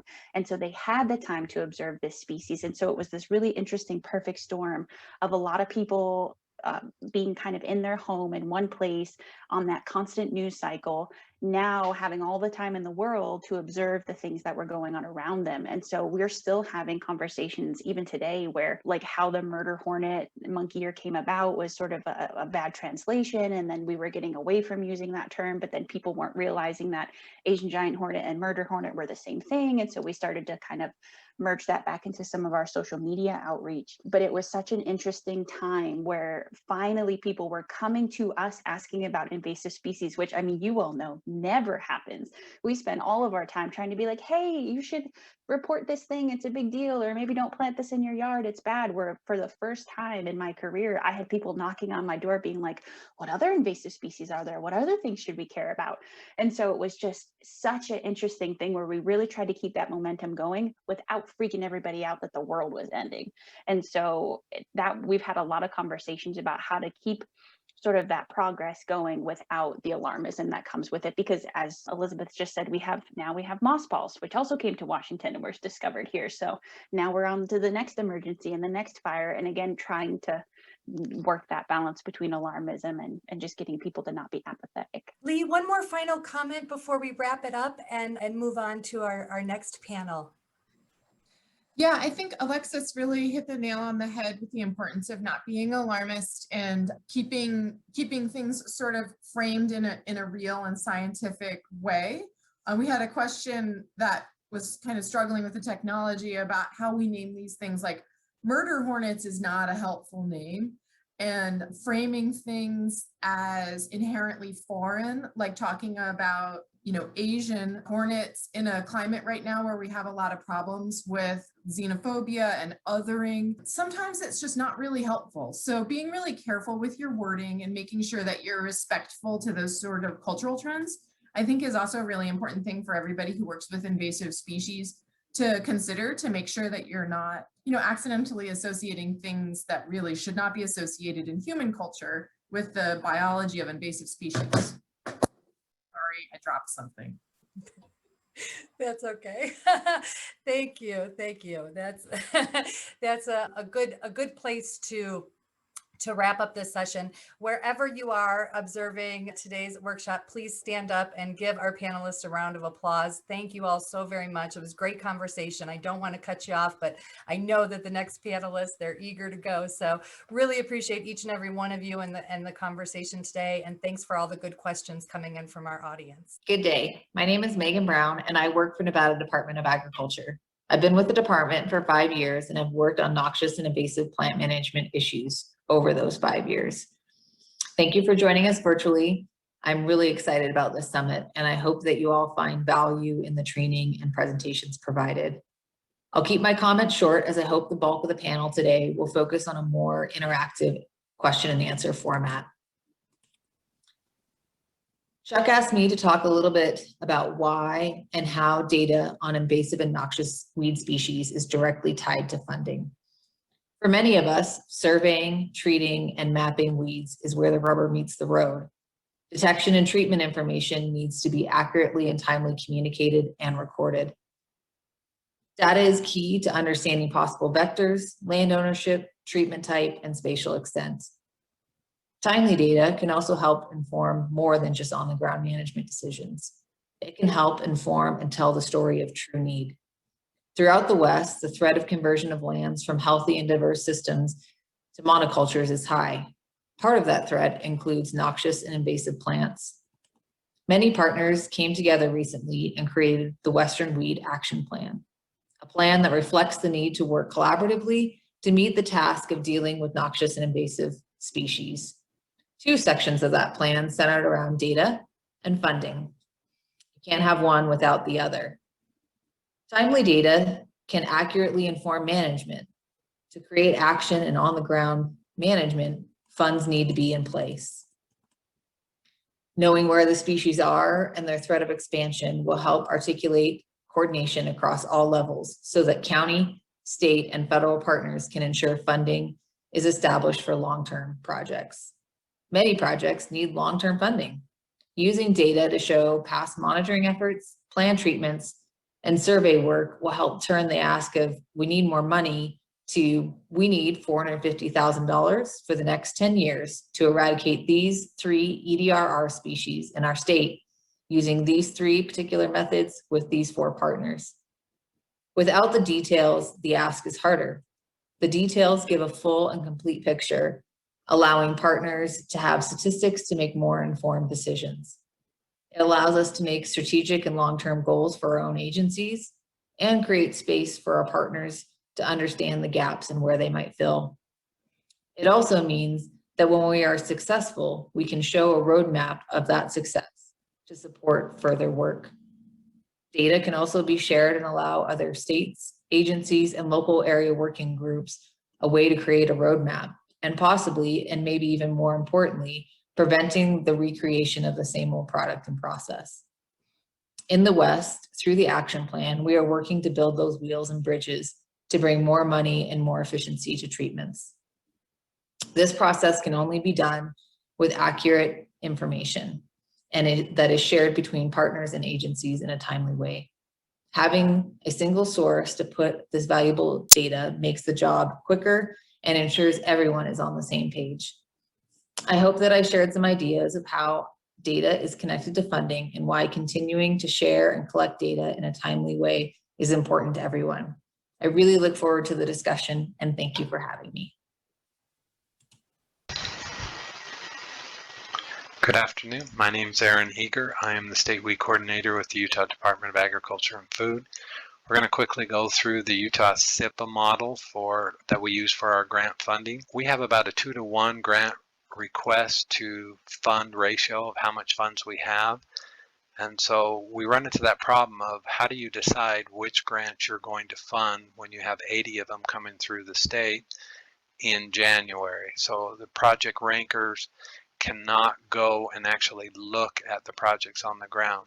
So the first thing we did is we started with our EDDMapS points as our baseline that we're going to do an evaluation. All of these points have been verified by the approved verifiers to be on the ground. We use the information that is there for acres and density. Once we have all of that information, we pull that information into our Utah SIPA model and we put that out as part of our grant application. What you do in the SIPA model is you draw a polygon as to where your project is. As you do that, SIPA is doing a lot of things in the background, creating the aerial rasters. It's defining populations. It's joining those populations. It's pulling in information from our biocontrol sites and our project monitoring. Same time, it's pulling up and identifying what all the habitats are, asking the project manager to put a ranking to the various different habitat types within their polygon. It pulls in all of the species that were there in their polygon from EDDMapS and what that distribution looks like, and has them prioritize what their focus is for that project. And then it creates maps and it creates reports and geodatabases as an end result, and then kind of prioritizes how they should attack their project based on all the answers they've given. What this does for us, and the importance of this, is we were able to run 14 state and federal indexes in the background where their polygon is. That gives us a really good idea of the value of this project, how it impacts the economic benefit, water, fire, for state and federal agencies. And it gives us an initial score to our ranking committee. And so just quick, we have various different indexes, from our species index to our livestock and sage grouse indexes that are in the background. We have elk and mule deer indexes from our sister agencies that are evaluated, our water quality, and water, drinking water is evaluated. We pull in multiple fire indexes, risk and threat, that an evaluation is made on that. And then we have our economic benefit, which really looks at infrastructure, roads, potential pathways for distribution.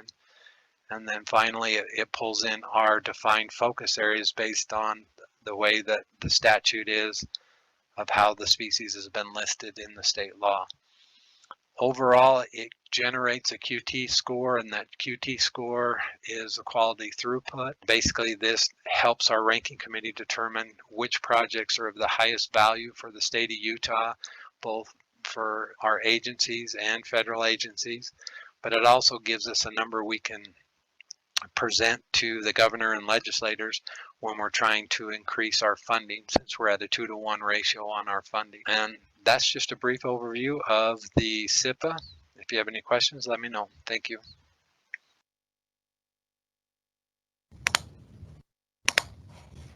Hi, my name is Laura Van Riper.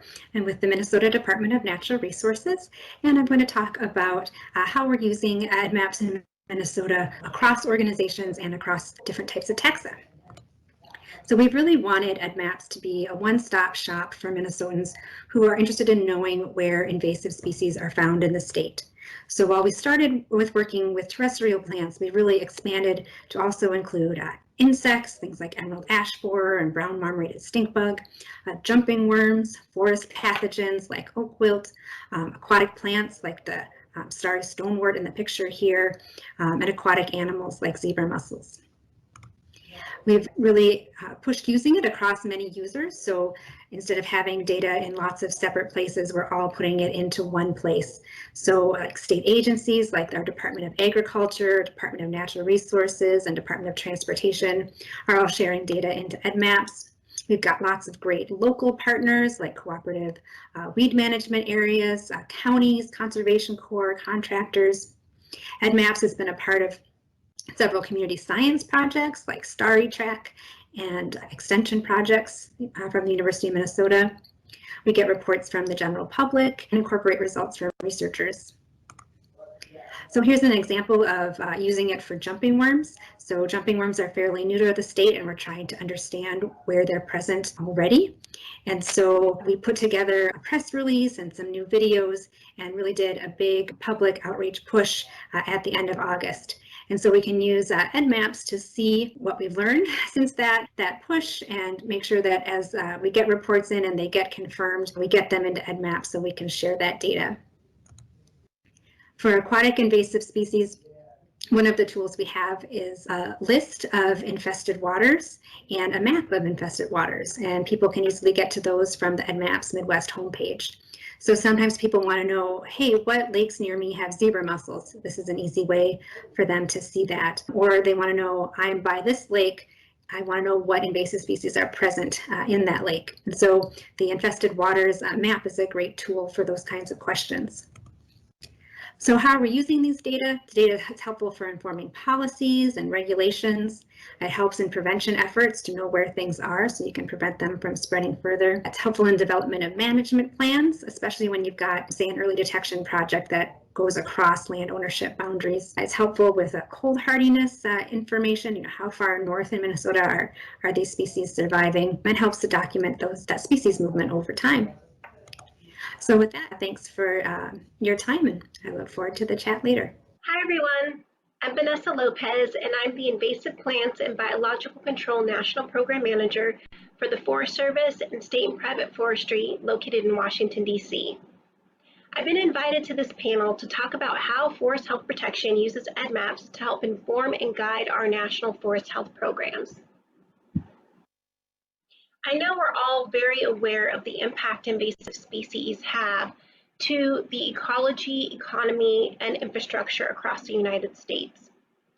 Preventing the establishment and spread of invasive species and understanding their distribution and impact across forest and grassland ecosystems is a critical component to our national forest health protection programs, specifically our invasive plants and biological control programs.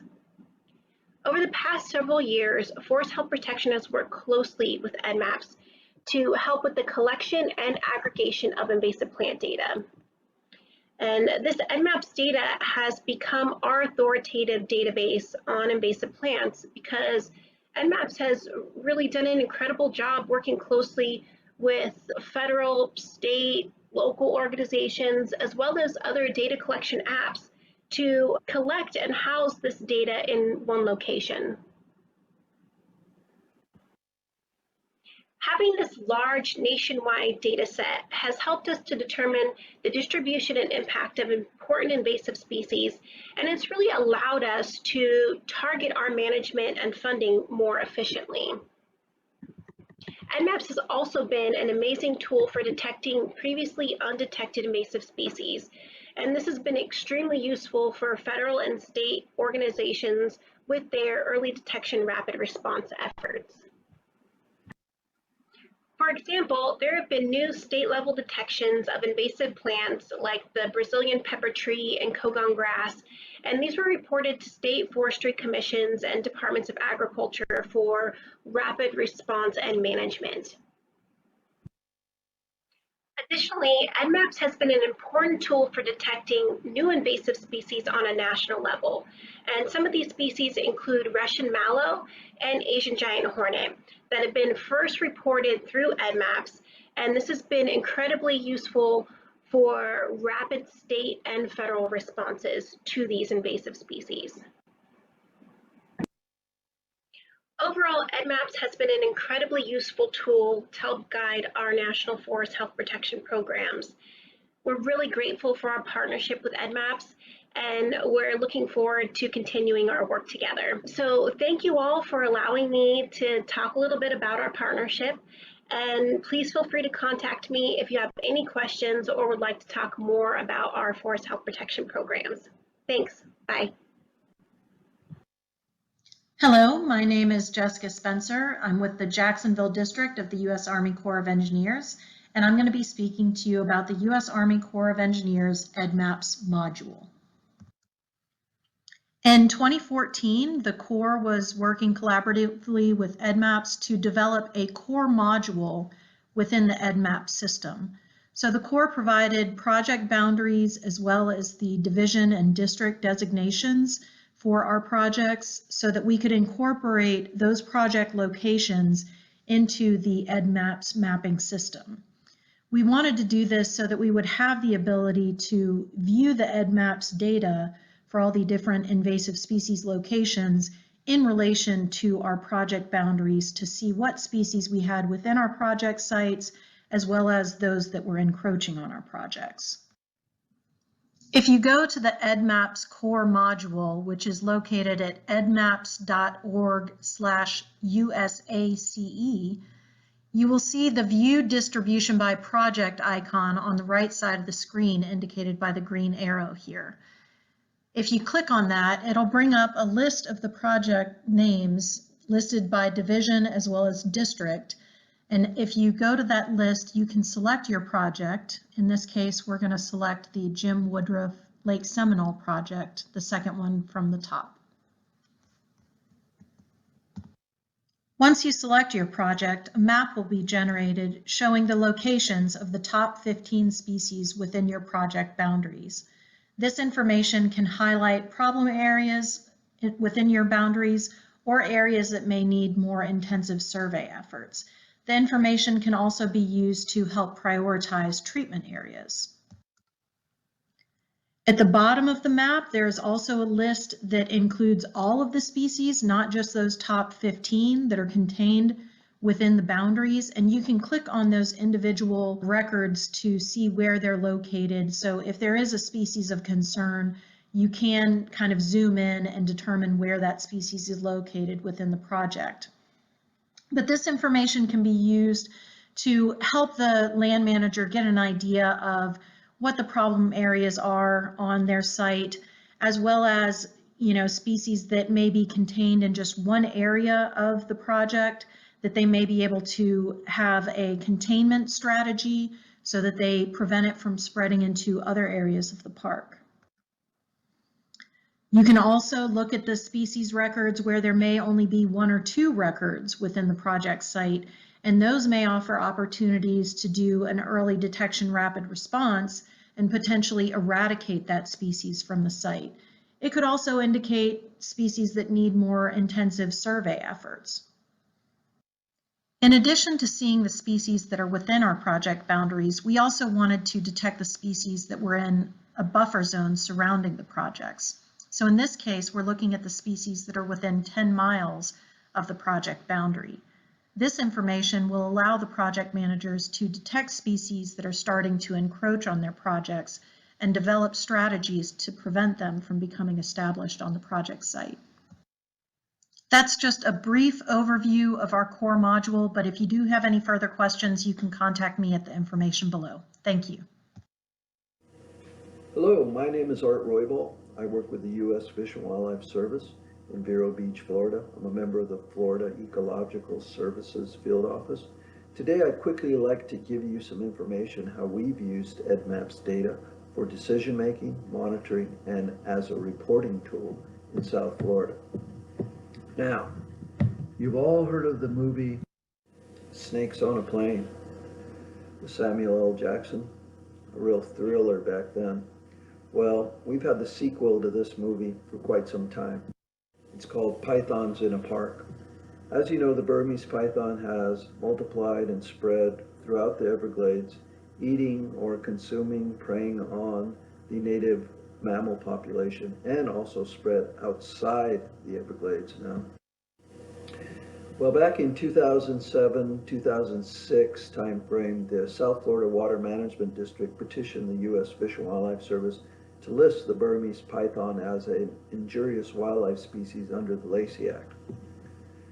Well, back then we decided to take a look at the importation of just constrictor snakes in general. As you'll see here, Python regius, which is the ball python, and boa constrictor were the top two constrictor snakes being imported into the United States from 1999 to 2010.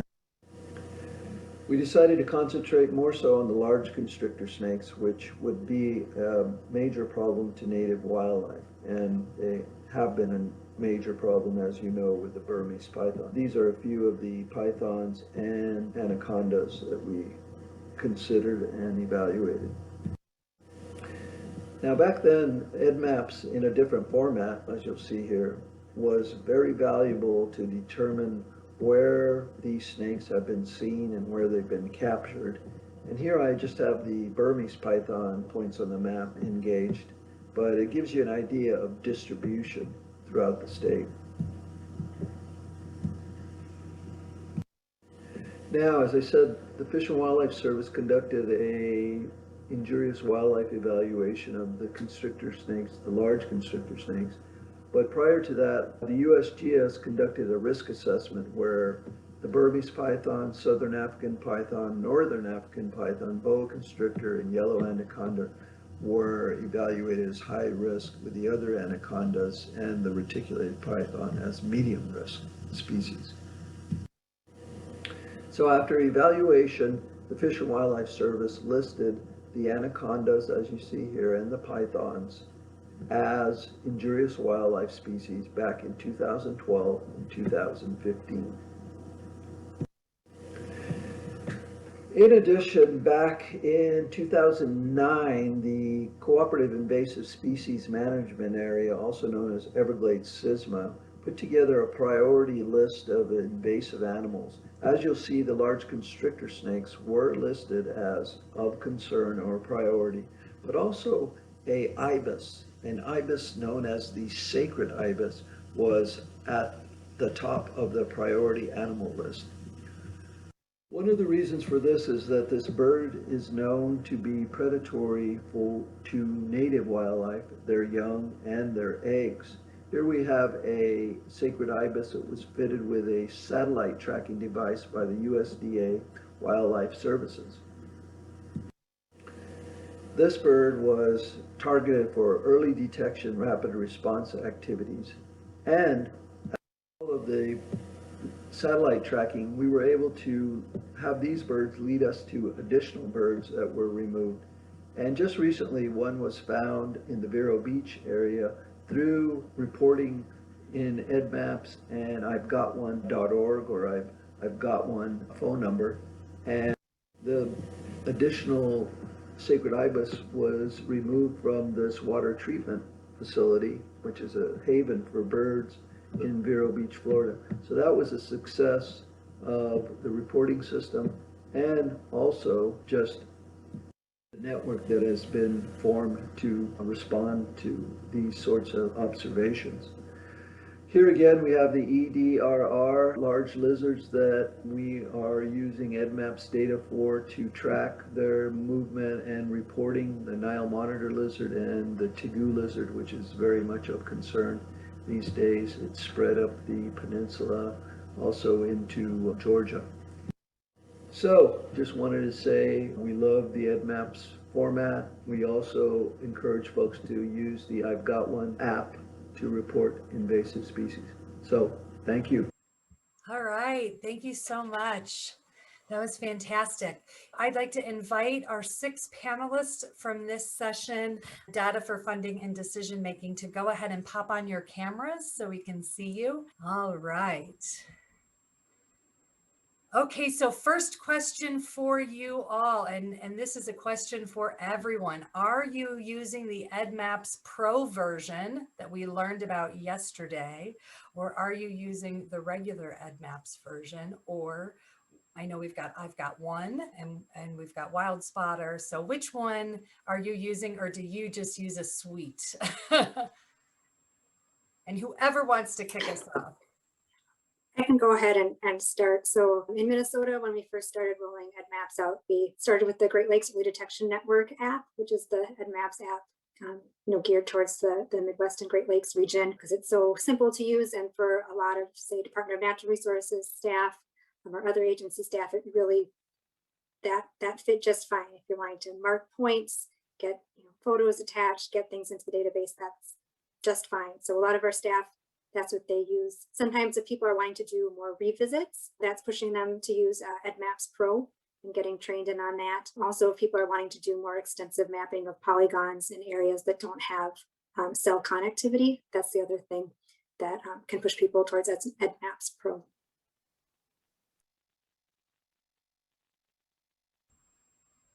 So this is Jessica. I personally do a lot of bulk uploading because we have, large data sets that we're collecting with different means that then we want to share with the EDDMapS database. So a lot of ours ends up being bulk uploads, but I do have the EDDMapS Pro version on my devices.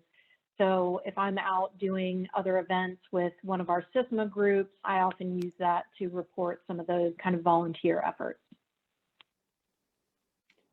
Yeah, and so in Utah, it's kind of 3 different ways. We have the EDDMapS Pro, and a lot of people are using the Pro version. And then we have people who, a lot of the counties have an ArcGIS system. And so they're doing it through Esri and then doing a bulk upload. So I would say it's either through the Pro for some are using West, and then the website where they're doing bulk upload. I'll jump in for Nevada. I think it's a mixed bag as well. I think a lot of our staff use EDDMapS Pro for obvious reasons, doing or associated with treatments or doing revisits. And so those features are really helpful. But I think when we interact with the public, it's traditionally been EDDMapS West, but just using EDDMapS in general when getting people involved. And then as they become more engaged, encourage them to use those features in EDDMapS Pro. Can I just add one more thing about using EDDMapS? Before EDDMapS, we had a lot of data in our GIS system, and there'd be reports of a particular species, and it was made from an intern from 15 years ago, and no one remembered how good that intern was at recognizing a particular species or not. So one thing we've really liked about EDDMapS is having those photos attached. So even if that person has moved on, you've got that photo with that record, and we've found that's really helped people's confidence in the record. We have 2 questions that are a little bit similar. Based on your experience, what changes, improvements, or new features to EDDMapS would be helpful to you? And kind of a secondary question that goes with that is there anything in the works for kind of partnering a species ID app with EDDMapS or EDDMapS Pro? So kind of a 2-parter there, but is there anything that through your work you've thought, man, it'd be great if it did this, or it'd be great if it did that? Well, one of the things that I know I've discussed with Chuck and some of our steering committee meetings that we've had is being able to import specific project locations. And so, you know, I know with our core module, we tried to add most of our core projects, but those were specifically core owned properties, not necessarily core projects. So our project boundaries, you know, those could be on partner properties, you know, it varies a lot. So just being able to import a file that has those boundaries that you're interested in, I think would be really helpful. Yeah, let me chime in for a second. There's quite a few things that we've been in development over the years. So adding photos, which was covered yesterday, you know, and being able to use the KML files, all of these things are developing. One of the things right now from, I guess, my perspective is getting the dashboard, you know, some new features to the dashboard so that I can run specific reports that are unique to Utah or unique to a county. A lot of that feature is there through the advanced search, but it'd be nice when I'm, you know, meeting with legislators or whoever, that I can quickly go to my dashboard and I can display information very quickly that covers the entire state. And that's really the power of having all that data and having it collected, is you can do an advanced search, set up that profile in your dashboard, and then quickly get the information and tell a really good story visually and have it display as a map instead of trying to load ArcGIS and go through, you know, shape files to get all that information. So I know we're working on that. That will be one of the things that will be added. Well, I'm hoping Chuck will add that in the next little bit, because from a state, from my position, that would be very helpful. I'd like to just jump in. I had hoped Chuck would pop in on this, but with regards to adding, basically what they're asking for is image recognition. So you take a picture of something and it gives you an idea of what the suggestions might be for what's in that photo. We have talked about it at length. It is something we want to happen. What we end up needing is a project, funding, things like that to get that started, and you know, someone specifically to kind of work on that project. We have talked with iNaturalist to kind of with some idea of how they ended up doing their image recognition. Of course, they're not going to, you know, give us their image recognition program, but we have an idea, and we have talked with some experts about how this could happen at some point. So it is something we're looking to do at some point. Awesome. Thank you for chiming in, Rebecca. Really appreciate you. Okay, let's chat for just a minute. Can you provide examples of any time that EDDMapS detected a previously undetected invasive species in your area, and have EDDMapS alerts triggered rapid response on those types of species? I see Jessica shaking her head, so maybe we could start there. And I see big smiles around. So how do you use EDDMapS for early detection and to trigger that rapid response? Go ahead, Jessica. So I'm also one of the co-chairs for our local SISMA group in Northeast Florida, Cooperative Invasive Species Management Area. And so as part of that, I have my EDDMapS alert set up for our 5-county region here in Northeast Florida, but I also have alerts that are set up for some of those species that are sort of slowly moving north up the peninsula of Florida. So I've gotten alerts for old world climbing fern, which is a big concern. It's very heavy down in South Florida, but we have the northernmost populations now up in Jacksonville where I'm at. So that came in through an EDDMapS alert. I saw it come in through the email, reached out to the partners, got the agencies that were involved with those lands involved. So those alerts have been very helpful in those examples. Also, the example that was mentioned earlier for the Brazilian pepper in Georgia, I was part of that alert as well. And, we were in coordination with the folks, our partners just across the border up in Georgia, providing them with the treatment recommendations and, how best to tackle that problem. So it is nice to have that network of a response, so that when those alerts come in, the people to reach out to. That's sort of a critical aspect of that EDRR response, but definitely having those alerts set up and being able to target them to the species or areas that you're interested in, I think has been very useful. Thank you. Other examples? Well, in South Florida, specifically in the area of our office, which is Vero Beach, we've had alerts of tegus, Nile monitors, and being that I'm a first responder in Indian River County, I've gotten calls through the network, and we've had opportunities to go out and actually observe Nile monitors and actually kill a few. So that has been a very successful way of early detection, rapid response, and hopefully stemming the spread of some of the species in the area. So we had an example where our Department of Transportation found the first known population of pale swallowwort in Minnesota. And then a DNR person also found pale swallowwort. Because both of them put them into EDDMapS, it was quite clear that this was a connected population. And our Department of Agriculture and our Conservation Corps were involved too. So it was able to be a coordinated effort across boundaries because those putting it all in EDDMapS made it clear this is all a connected location. The other thing, just to tag on to that. Oh yeah. Sorry. Just to tag on to that, I think the other thing about the EDDMapS alert system is that because it is going to a broad swath of people, it's not just coming to one person, that does kind of trigger that more coordinated response. So it's not just on that one individual to find out who's responsible and reach out. And so having the alerts going out to sort of a wide audience also helps with that coordination. Yeah, thank you for that. Yeah, and can I chime in on this one too? It also, so we've had a couple in Utah just this last year. 2 new species went off our watch list and were first identified.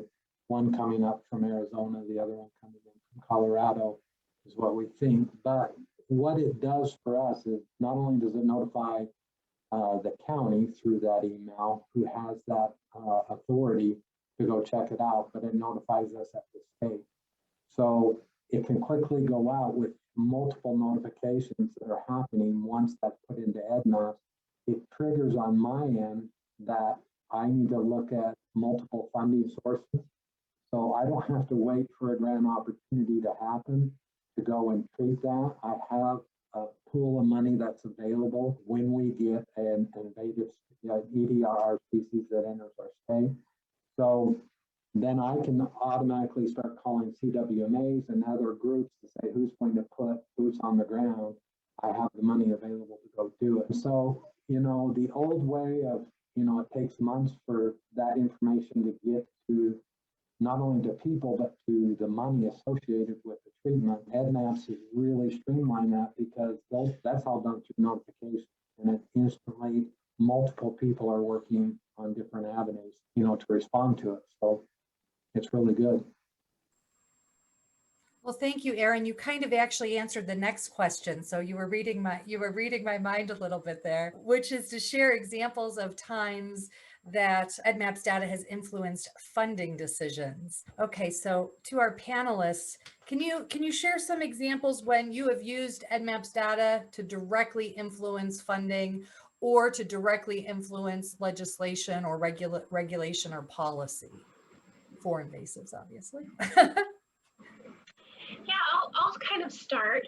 So, I'm running a national program. And so, for a lot of these things, what's done boots on the ground stuff, I'm not really a part of, but we're definitely using the data for, the distribution maps, the occurrences, to work with our state and local partners. So as a Fed, a lot of, for example, the invasive plant program that we run out of Forest Health Protection, a lot of those dollars are given to the states and then spread to the local CWMAs and other organizations. And so the information that's collected from EDDMapS really helps us to get regional perspectives and also national perspectives of the species that we should be focusing on. So yeah, it's definitely been a really useful tool, and especially considering, the other mechanisms that are utilized to look at the distribution and occurrence of other invasive like insects and diseases. Invasive plant, getting that data is a little bit more difficult, without utilizing aerial surveys and remote sensing. These are other techniques that we use for insects and diseases, EDDMapS has really been a great aggregator of data that will kind of be hard for us to gather otherwise. So it's definitely been useful in helping determine where funding should go. I can give a couple of examples in Nevada, if you don't mind. And I think not only is it more funding, but synergy of funding. I think to Aaron's comments about funding sources and availability, when we know where things are, we're allowed, and knowing the threats of those particular species, we're able to be very targeted with who we can have as partners or grow partners to increase funding for particular projects. And so I think local needs and local effects are really important, but as also knowing those threats and how we can identify those partners. And so we've been able to work with, HOAs to be able to explain, the devaluing of property if noxious weeds are going on there. There might be a wildlife habitat concern, a pollinator concern. I mean, there's lots of different things. And so I think being able to have that information easily available and really the ability to articulate that very easily graphically and those sorts of things really helps allow us to connect with those people very easily and in a broad array of partners, I guess. I didn't articulate that very well. I'm sorry, but I hope got the point across. Yes, absolutely. Thank you so much. Any other comments on that before we wrap up this session? I also had an example as far as the regulatory listings. So in Florida, we use EDDMapS data in addition to, a number of other sources as part of the Florida Invasive Species Council plant listing committee. And so we use that data to document, where the plants are occurring in the state. We also have used the data to support a regulatory listing of the beach vitex, which was in very limited locations in Florida. So, having that EDDMapS data to document just the rarity of the species and then showing in the Carolinas how extensive it was, what a problem it could be, really helped to influence the decision makers to go ahead and list that on our state prohibited list. Thanks, that's a great example. Hey, Elizabeth, one last thing. I mean, in Utah, yeah, it drives a lot of our funding, which has already been talked about. It also influences how species are listed and how it fits into our statute. One of the other things that has been mentioned is I use it and our inspectors use it for our weed-free forage gravel. When we get a call that someone wants their field or gravel to be inspected, it's easy to be able to pull it up and say what's near it. That gives them an idea of what to look for when they actually go. Because if you're doing an inspection on 3,000 acres, you can see where points are of different species, and then depending on the time of year, you would know at what stage of growth that would be and what you're looking for. And so, you can take this into the organic and into the seed program.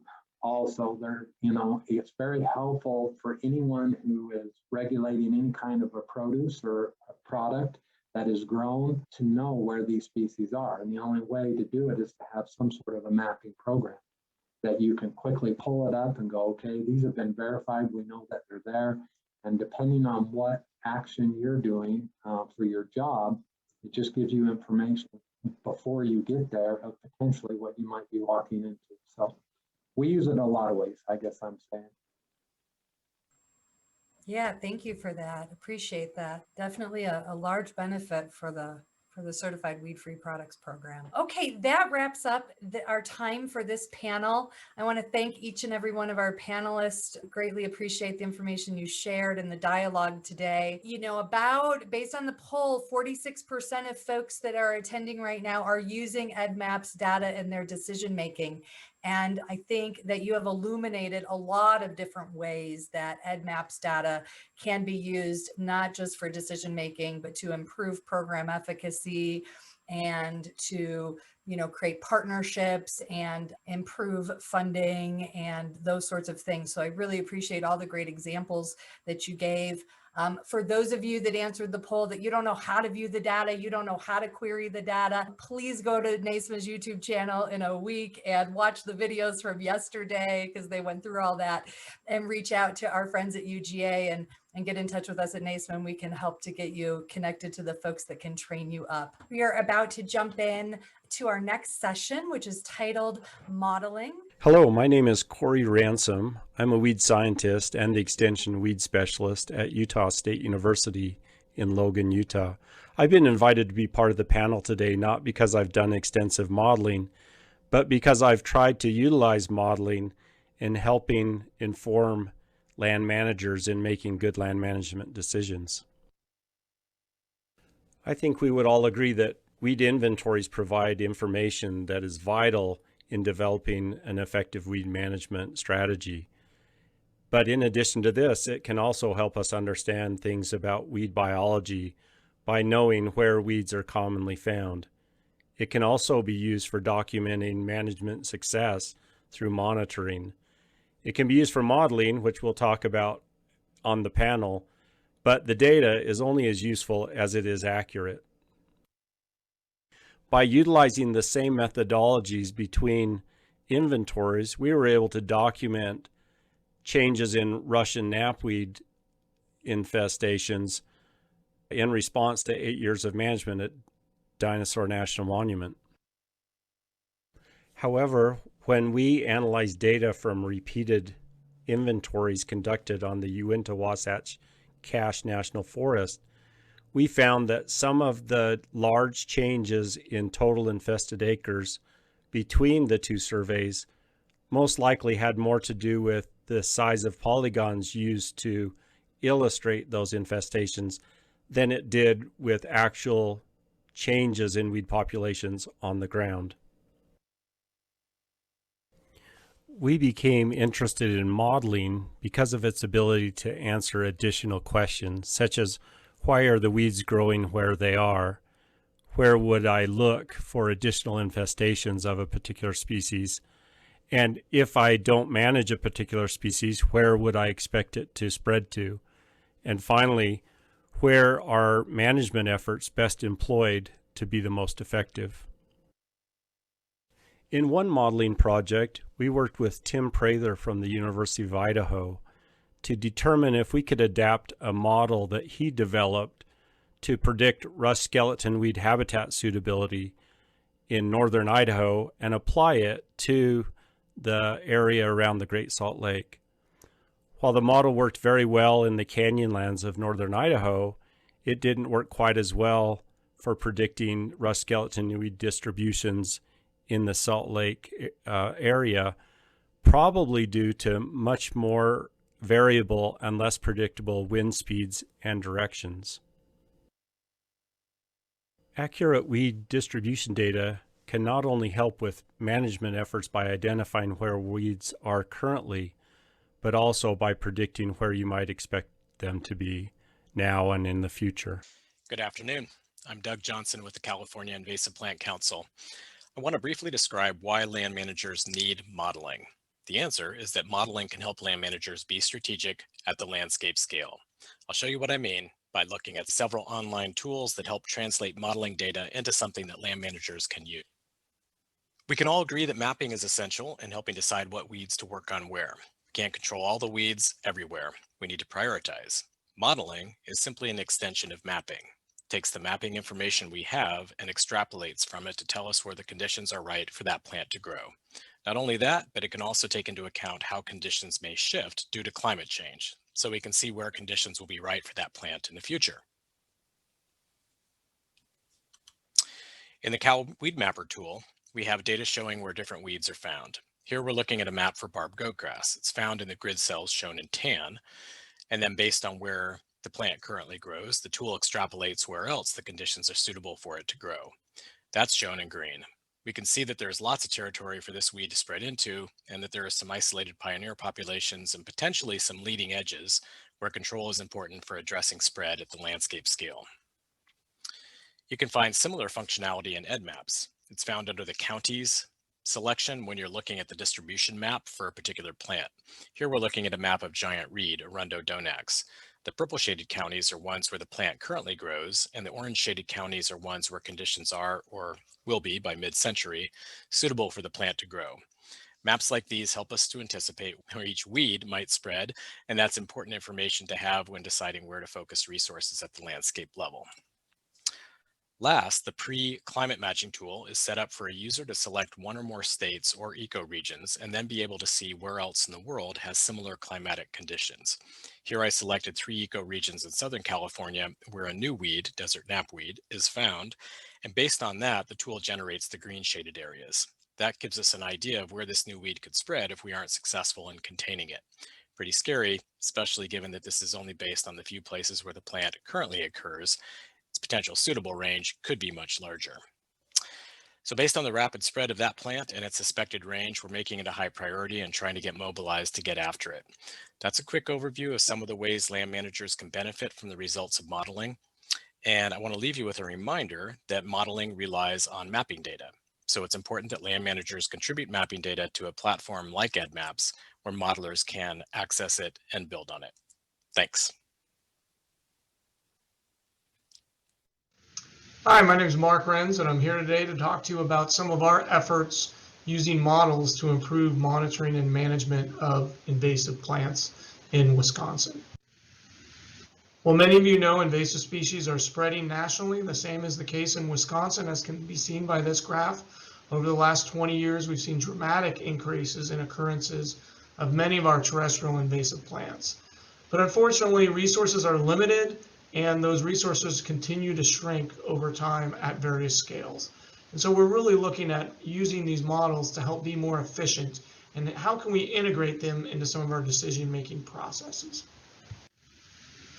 And I think this example with Japanese barberry, which is an EDDR species, is really a good way to look at this. In 2005, we only had about 50 to 60 known populations of Japanese barberry in the state. Fast forward 15 years to 2020, and we have approximately tenfold the number of known occurrences widely distributed across the entire state. And really understanding what are the factors that leads to suitable habitat would be really important, would have been important in this situation, and even moving forward will continue to be important. If we have these suitability models that predict where those suitable habitats are, we can be much more efficient in how we use our resources and protect these lands. And in the case of Japanese barberry, human health. And so that's what we've done is we've created these habitat suitability models for 21 invasive terrestrial plants in Wisconsin, as can be seen here in these pictures. And really our goal with these, besides just relaying this information to our stakeholders, we wanted to really evaluate what's driving suitable habitat so we can better understand our enemy here.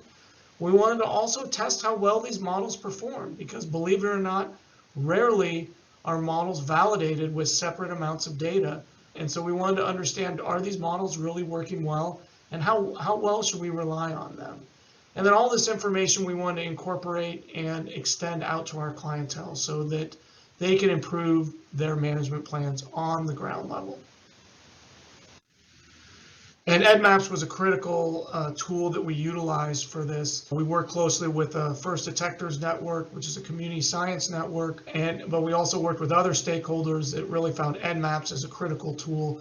As you can see here, because of these efforts, we used over 20,000 reports from EDDMapS to either create these models or validate these models. So if you were someone who were in Wisconsin reporting through EDDMapS, I'd like to personally thank you for those efforts. We couldn't have done this project without your support. So right now we're in the phase of extending this information out to others. If interested in getting some of these hot off the press fact sheets that summarize our results, visit our website as you can see here, or send me an email, and we can get that information to you and help you understand what our results are and how you can use these to improve things at your level or wherever you are. Thank you very much, and I look forward to answering your questions. Thanks for inviting me here today. I'm Catherine Darnovich with the USGS in Fort Collins, Colorado. Most of my research relates to predicting the potential distributions of invasive plant species, often at the national level. I want to start by recognizing how far we've come with invasive species data. For my graduate student work 2 decades ago, I gathered as many invasive plant data sets as I could for the state of Colorado and merged them to look at patterns of weed distributions in the state and develop a habitat suitability model. Gathering data sets from different entities in the state and merging them took a couple years. Thanks to everyone contributing data to EDDMapS and other aggregators, it's now a quick process to obtain multiple occurrence data sets, such as these locations for over 100 species obtained overnight. These occurrences can be matched with environmental information to create habitat suitability models. For example, we've developed distribution models for over 140 priority invasive plant species in the U.S. in partnership with Department of Interior agencies. The National Park Service invasive plant management teams are now using these national extent models as part of their planning activities, and they highlight the tool for individual park managers planning prevention, early detection and rapid response, and control efforts. Looking broadly, these models can help develop watch lists, while locally, they can point to unknown infestations, such as this fountain grass one in Joshua Tree National Park, where models predicted high habitat suitability in previous unsampled locations, as shown here. We can make these models even better with more information on where people are searching for plants. We're good at capturing where we find species, but not as good at recording where we don't find them. When you look at maps of data you have collected, does it seem to reflect what you know about the species, where a species is already present or abundant, or does it reflect the satellite populations that we may be more likely to record? For example, this map showing location data in Schryer National Park doesn't have data at higher elevations for buffalo grass. And just looking at this map, you wouldn't know if this area is unsurveyed or if the species is absent from there. Models will always do better with information from the core of an invasion and with absence information, and better models in turn will be able to better inform management decisions. Thank you. Hi everyone, my name is Bethany Bradley and I wanted to talk to you about incorporating abundance into invasive plant risk assessment. So Catherine just talked about all of the awesome work that she and her team have been doing on understanding invasive species potential ranges, or the distribution of where a species could occur. But the geography of invasive plant abundance, so that is the areas where they're spreading and where they're likely to become, what we would think of as invasive, that's a subset of that total potential range. So an important next step is to use data from EDDMapS and from other sources to assess the potential for invasive species to become abundant. So in other words, our next step is moving from predicting presence from where, small populations or single, plants could occur, to predicting where they could really have these large scale ecological consequences. And we've done some preliminary work, and this is work based on EDDMapS data from a few years ago. And what we've seen is that the areas where lots of different invasive plants could establish, so basically where the ranges of lots of invasive plants overlap, are not the same as where the ranges of lots of plants can become, where they would become abundant overlap. So in other words, the hot spots that we identify where lots of plants can establish in blue here are different from the hot spots where lots of invasive plants could become abundant, which are in red. And the overlap between those two is in purple, which means that we can't use range alone to predict abundance. So abundance is not kind of a consistent subset of where species can establish. So this was a preliminary assessment using EDDMapS data from about 5 years ago. We've got a lot better data today, and we're definitely headed in the right direction. And so what kinds of data do we need? So first of all, there's this fantastic amount of abundance data already in the EDDMapS data set. We have about 500,000 data points as of a few months ago. Percent cover is the most commonly reported metric of abundance in the EDDMapS data set. So if you are collecting abundance information and you want to be consistent with what a lot of other people are doing, percent cover is the way to go. Continuous cover is great. Cover classes are also absolutely workable in modeling frameworks, and common cover classes are at the bottom. And then another point to raise, which is important both for modeling ranges, so potential distributions, as well as modeling potential abundance, is that we continue to lack information about absence, which becomes really critical if you're trying to model where species could exist and where they could become abundant and invasive. So keep collecting those awesome data. We are super happy to be using them from the modeling perspective. They make a huge difference in terms of the types of models and analyses that we can create. Thanks so much. Wow, that was really fantastic. Thank you all so very much. Learning a lot today. Okay, so let's see. We do have a couple of questions in the Q&A. So, okay, first question, and whomever wants to tackle this first, jump right in. Do you believe that models are becoming more accurate over time? If so, why? What sorts of factors influence the accuracy of your model results? Well, I'll unmute fastest of the group. I think that, so this is my personal opinion. So models have been coming a long way in terms of the different model frameworks that exist. There's not necessarily one sort of superior one. A lot of times what we do is we use a lot of different model frameworks together to try to see what the consensus looks like.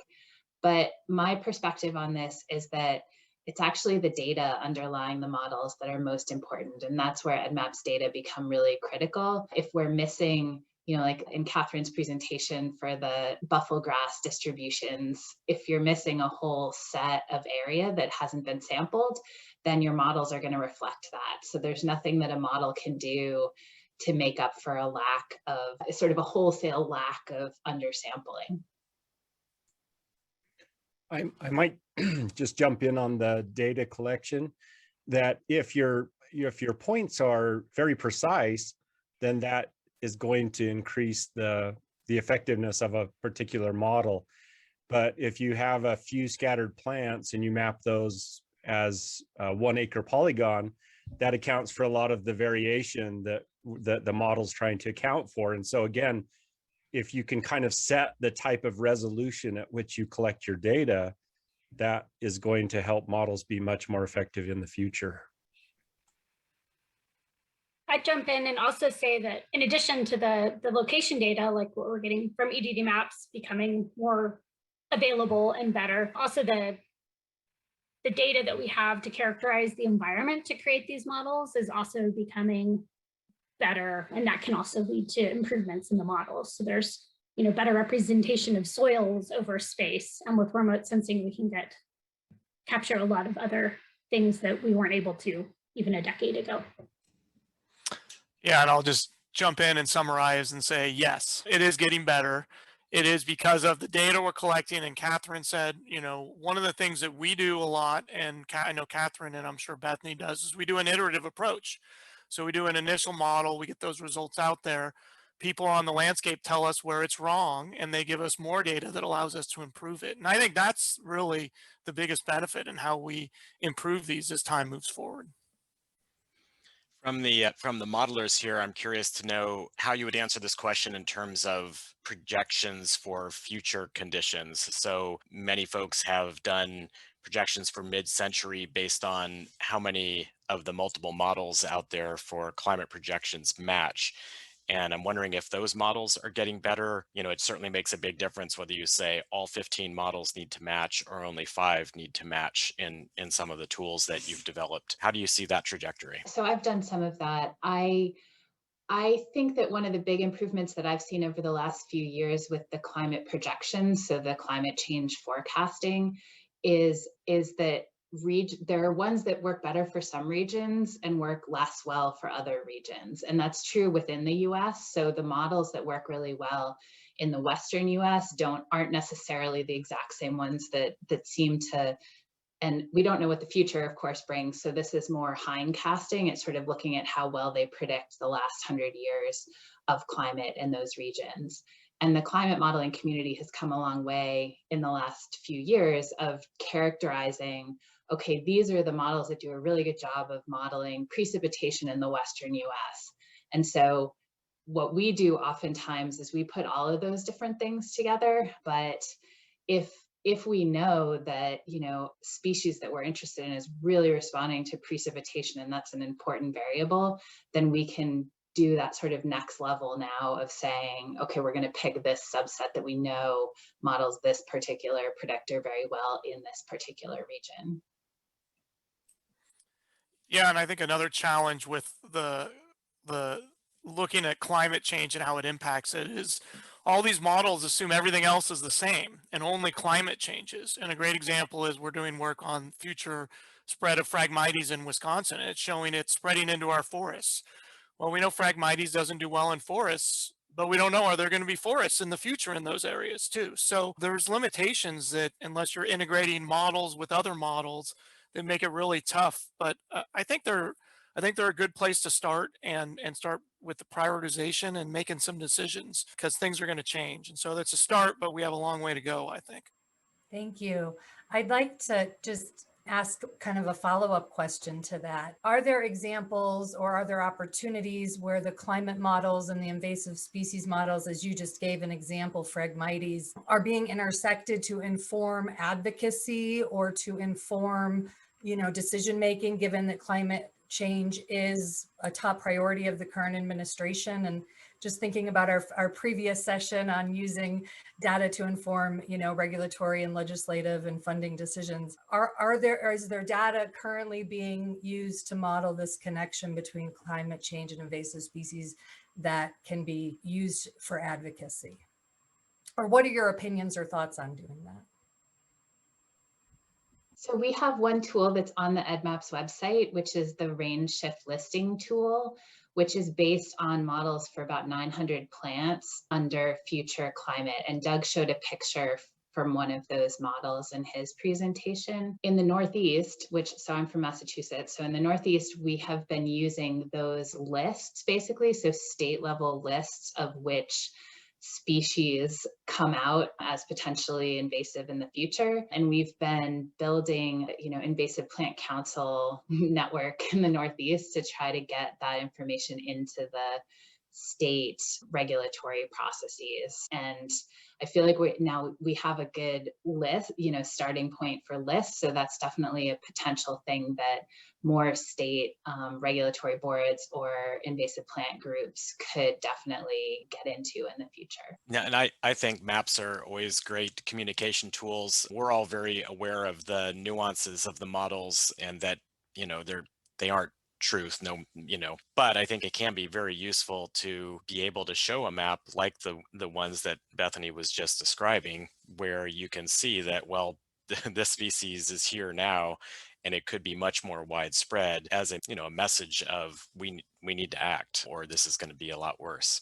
So whether it's just spread based on suitable habitat because the thing hasn't done spreading yet, and or spread because of future climatic conditions, I think this can be very powerful in conveying that message to decision makers. We found that even some of the outputs that come from modeling, like correlations between, roads or rivers or other things that are considered in the model, can also be really interesting in that with the data where we mapped on roads and trails, it was interesting that some of the species modeled didn't correlate well with roads and trails, which is where the mapping was conducted. And so in that case, that those species are adapted to spread out into undisturbed environments, whereas the ones that were highly correlated with roads and trails would suggest that you ought to keep treating weeds on those disturbed sites on those roads and trails. And so again, I think even parts of the data that comes from mapping or modeling can be used to help inform management as well. Yeah, absolutely. To better direct our citizen scientists and our early detectors out there to fill in those holes. We did have a question about how do you address greater reporting in high use areas and along roads and trails in these models. So thank you, Corey. Any other thoughts on that as well from anybody else? We take into account that, how people tend to collect data in easier to access locations in the modeling by the way we create these models is comparing where we find a species to the available environment to a species. And so we can limit what environment we say is available to them based on what we know of where people have sampled. And so that is something that is considered in the development. But that's where absence data can be useful as well, because if you're collecting absence data, then we know where you went and looked, and that you only looked next to roads and trails and not farther away. I did notice the question about absence data in the Q&A, and I think that's a really important thing for tools like EDDMapS to consider, and it seems like they are, on how to make it easy to enter absence data for an area you've surveyed. One thing that we found effective in California was conducting a survey. We had the opportunity to do it for the whole state because we had a significant grant to fund that, but basically to survey land managers on a grid to say where is and is, where do you know that a plant is and know that it is not, or suspect that it is not. And that gave us a course level presence absence grid across the whole landscape, as opposed to just looking at where are there points that people have put in. And so I think that can be very useful. We always, for some of the contract mapping we did, we always, of course, collected a track log of where we had been. And then based on the detection swath width or how far the mappers could see from side to side, then we would create a buffered polygon based on the track log. And so if you're doing more intense mapping, those track logs can be really helpful in creating an actual search area in which your points then would be collected. Are there plans that you're aware of to rerun existing invasive species spread models, such as the range shifting listing model that you discussed and the habitat suitability models, as new information arrives? And how frequently do those sorts of updates need to happen?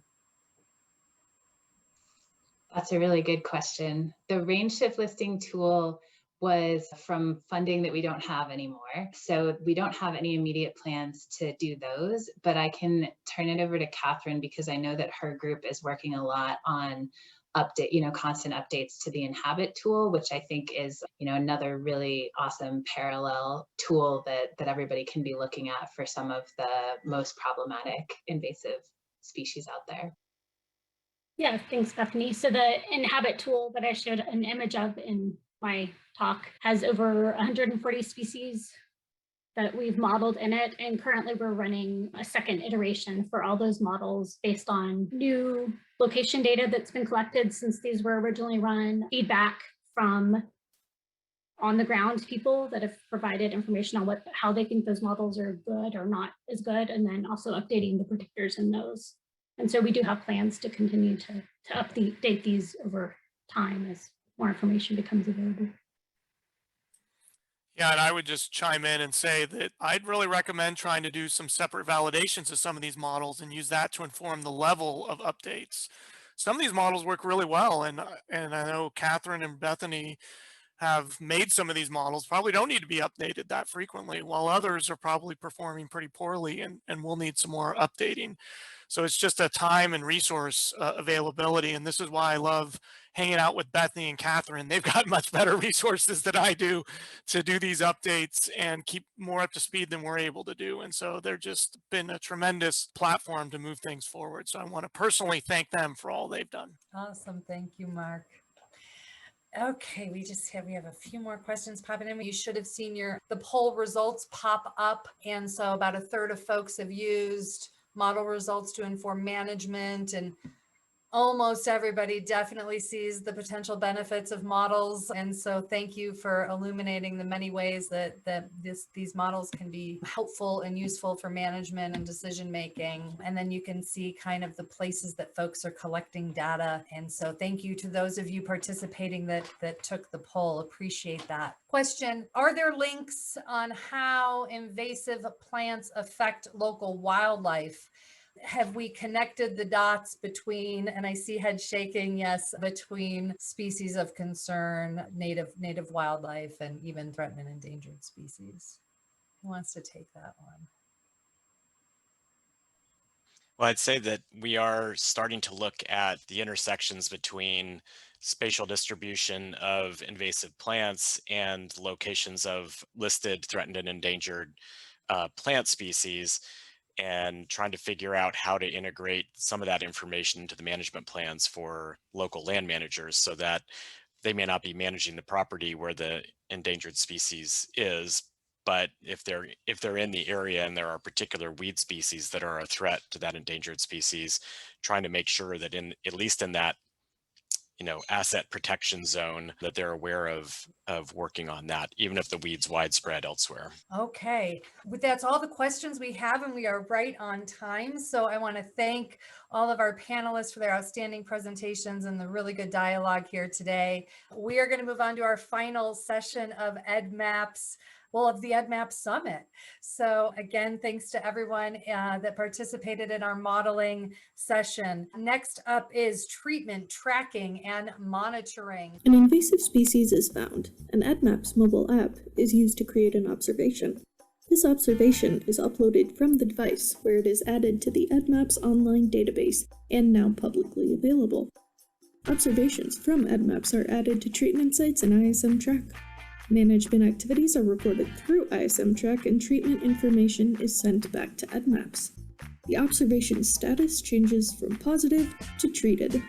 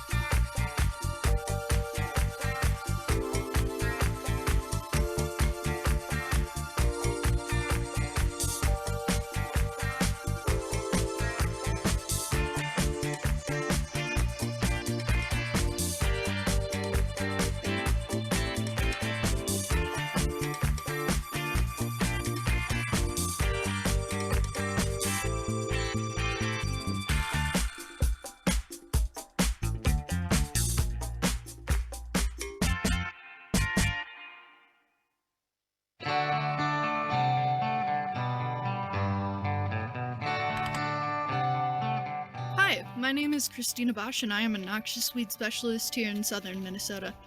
I use ISM Track with my field crews to record management activities.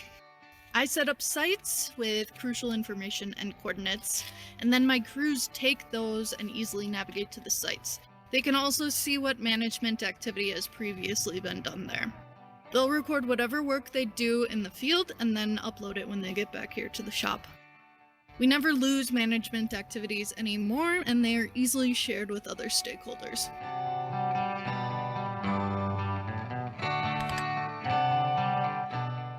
Hello, I'm Bob Dunning, the Agricultural Inspector, also known as the Weed Inspector for Stearns County, Minnesota. I like using ISM Track for many reasons. I'll touch on 3. Number 1, I can record pesticide applications electronically. Number 2, those records are compliant with my state's pesticide record-keeping program. And number 3, I can view historical records to look at infestation size and density, and that helps me evaluate the effectiveness of those previous treatments.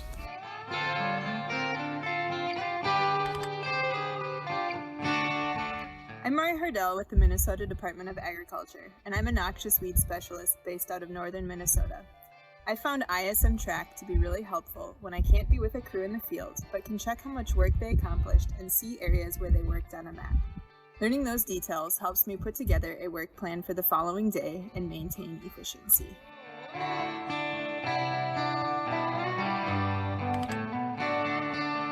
Hello, I'm Monika Chandler with the Minnesota Department of Agriculture's Noxious and Invasive Weed Program. ISM Tracks queries allow me to summarize data such as acres treated by species and within specific parameters. These data summaries are used for reporting and for funding requests.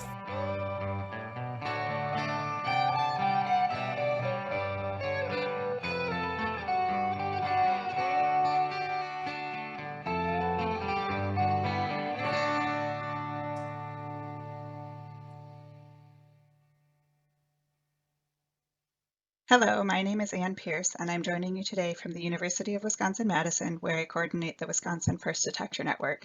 Today I'm going to talk a little bit about how we use ISM Track in Wisconsin to support volunteers and nonprofits. Our First Detector Network trains volunteers and organizations across the state to use EDDMapS tools to map invasive plant infestations, and one such group we've worked with is Dane County Parks. And their volunteers have mapped infestations pretty extensively across the county, as shown in this map. And the park system manages over 12,000 acres of land on more than 60 properties. But what that means is that Dane County Parks is similar to many other groups in the state who work with volunteers in terms of the challenges they have with tracking volunteer management of invasive species. So with land across multiple properties, it's very difficult for the two staff members to keep track of what's happening at every park, especially because there are so many friends groups in Dane County, which each have their own structure and how they operate and communicate with park staff. And there was previously a lack of a central communication structure on invasive species management. And then, of course, data storage and data sharing are always a challenge, especially when working with so many different volunteers. So we began training Dane County Parks volunteers to use ISM Track back in 2017. And pretty immediately it improved the data sharing among staff and volunteers because staff and volunteers with ISM Track accounts could just log into the system and see what had been done at any given park. And so far they're using the system at 31 properties, and in the past 12 months, volunteers have submitted about 900 management activities from those sites. Previously, ISM Track was an optional training for lead volunteers, but because it's become such an integral part of the park's operating, they have integrated ISM Track training into their lead volunteer training, and it's now the primary system for recording invasive species activities. And this has also helped the parks improve record keeping when friends groups hire outside crews like AmeriCorps crews to help with their management activities over the summer. And then finally, one other benefit of ISM Track to Dane County Parks and similar groups is the ability to better manage herbicide application records because they have so many volunteers applying herbicides at so many sites.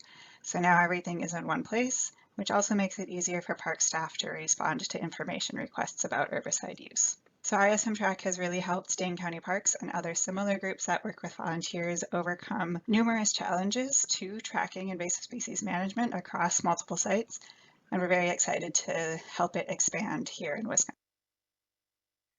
Hi, my name is Trisha Bethke, and I'm the Forest Pest Outreach Coordinator for the state of Illinois.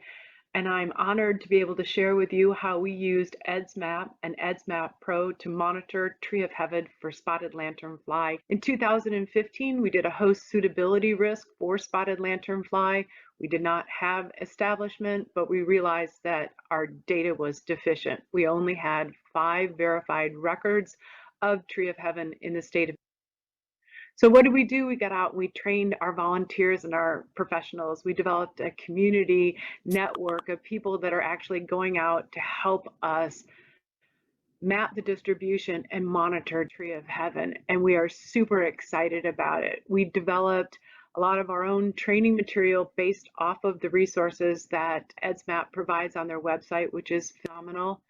And we wanted people to get out and drop new records and then eventually get out and revisit them.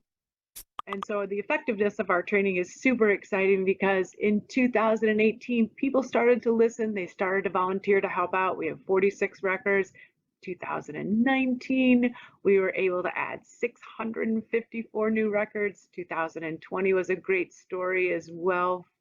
with 737 new records being added to our data set in Illinois. So what you're seeing is that in every county of Illinois, we have Tree of Heaven. So we have 100% positive verification, and we did it through EDDMapS and EDDMapS Pro. We've got over 1,000 records in Illinois. Actually going to take a deeper look at this year and develop a high priority zones for Tree of Heaven monitoring. So when we drop a polygon, we start to see these records change colors. We can develop monitoring protocol.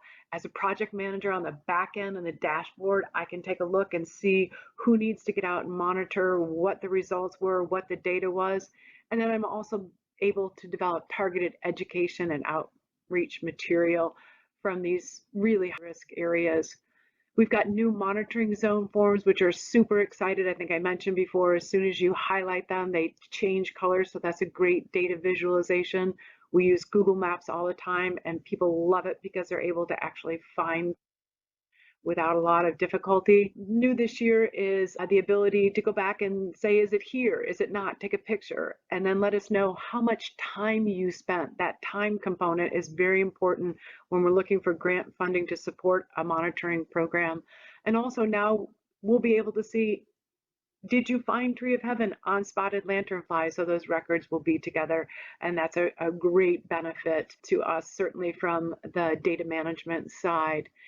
We will be able to allow for observer notes. This is really helpful for me, to be honest with you, because a lot of our volunteers go out and they're like, it's right next to the recycler, or it's right next to the firewood distributor. So again, that's another layer of information that helps us to direct resources to that community for early detection and a rapid response. I mentioned the education and outreach resources on EDDMapS. It's phenomenal. When I go out and do a training, usually it's a train the trainer. So my trainers go out to their home community and they're able to refer back to these training materials. And so I highly encourage, if you have not, go out and take a look at them. I'm wrapping this presentation up really quickly, so if you do have any questions, I am available, but we're super excited about 21.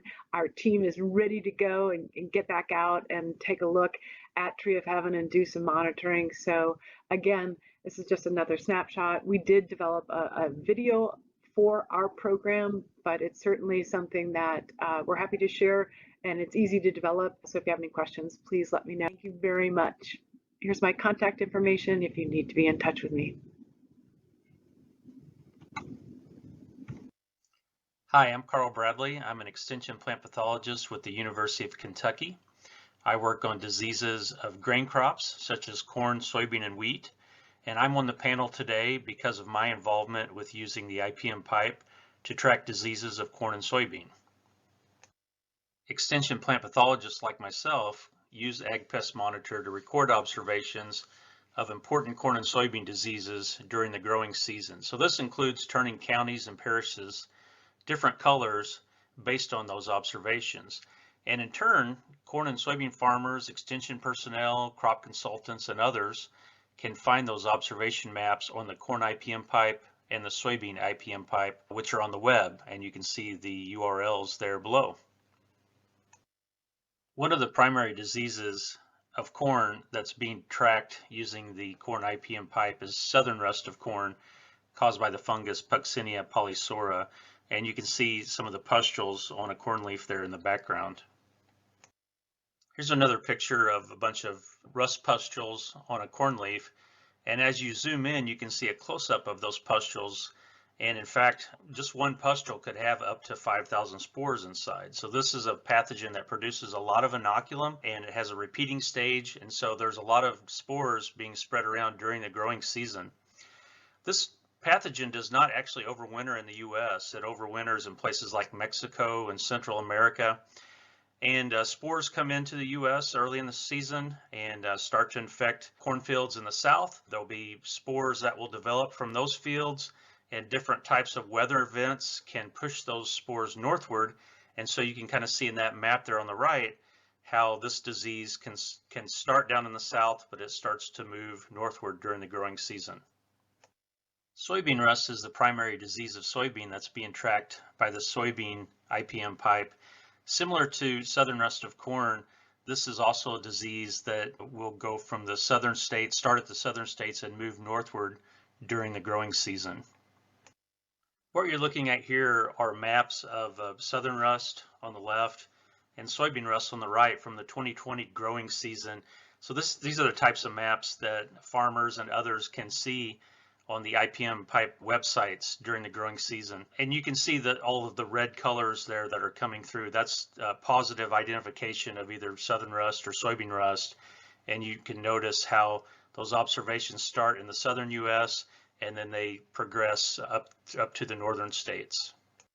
We find that the IPM PIPE for corn and soybean serves as a pretty good early warning system, especially for corn and soybean farmers in the Mid-South and Midwest, for these rust diseases that tend to move from the south to the north during the growing season. This can help them make decisions on if they may need to apply a fungicide during the growing season as they sort of watch the movement of these two diseases. Of course, this works best when participation rate is high among extension plant pathologists, and our future plans for this are to include fungicide resistance observations of some specific foliar pathogens. Thank you very much, Chuck and Joe, for giving me this opportunity to share some of our efforts to provide information to growers regarding pest penology and timing of management for a key pest and an emerging pest of pecans in the southeast.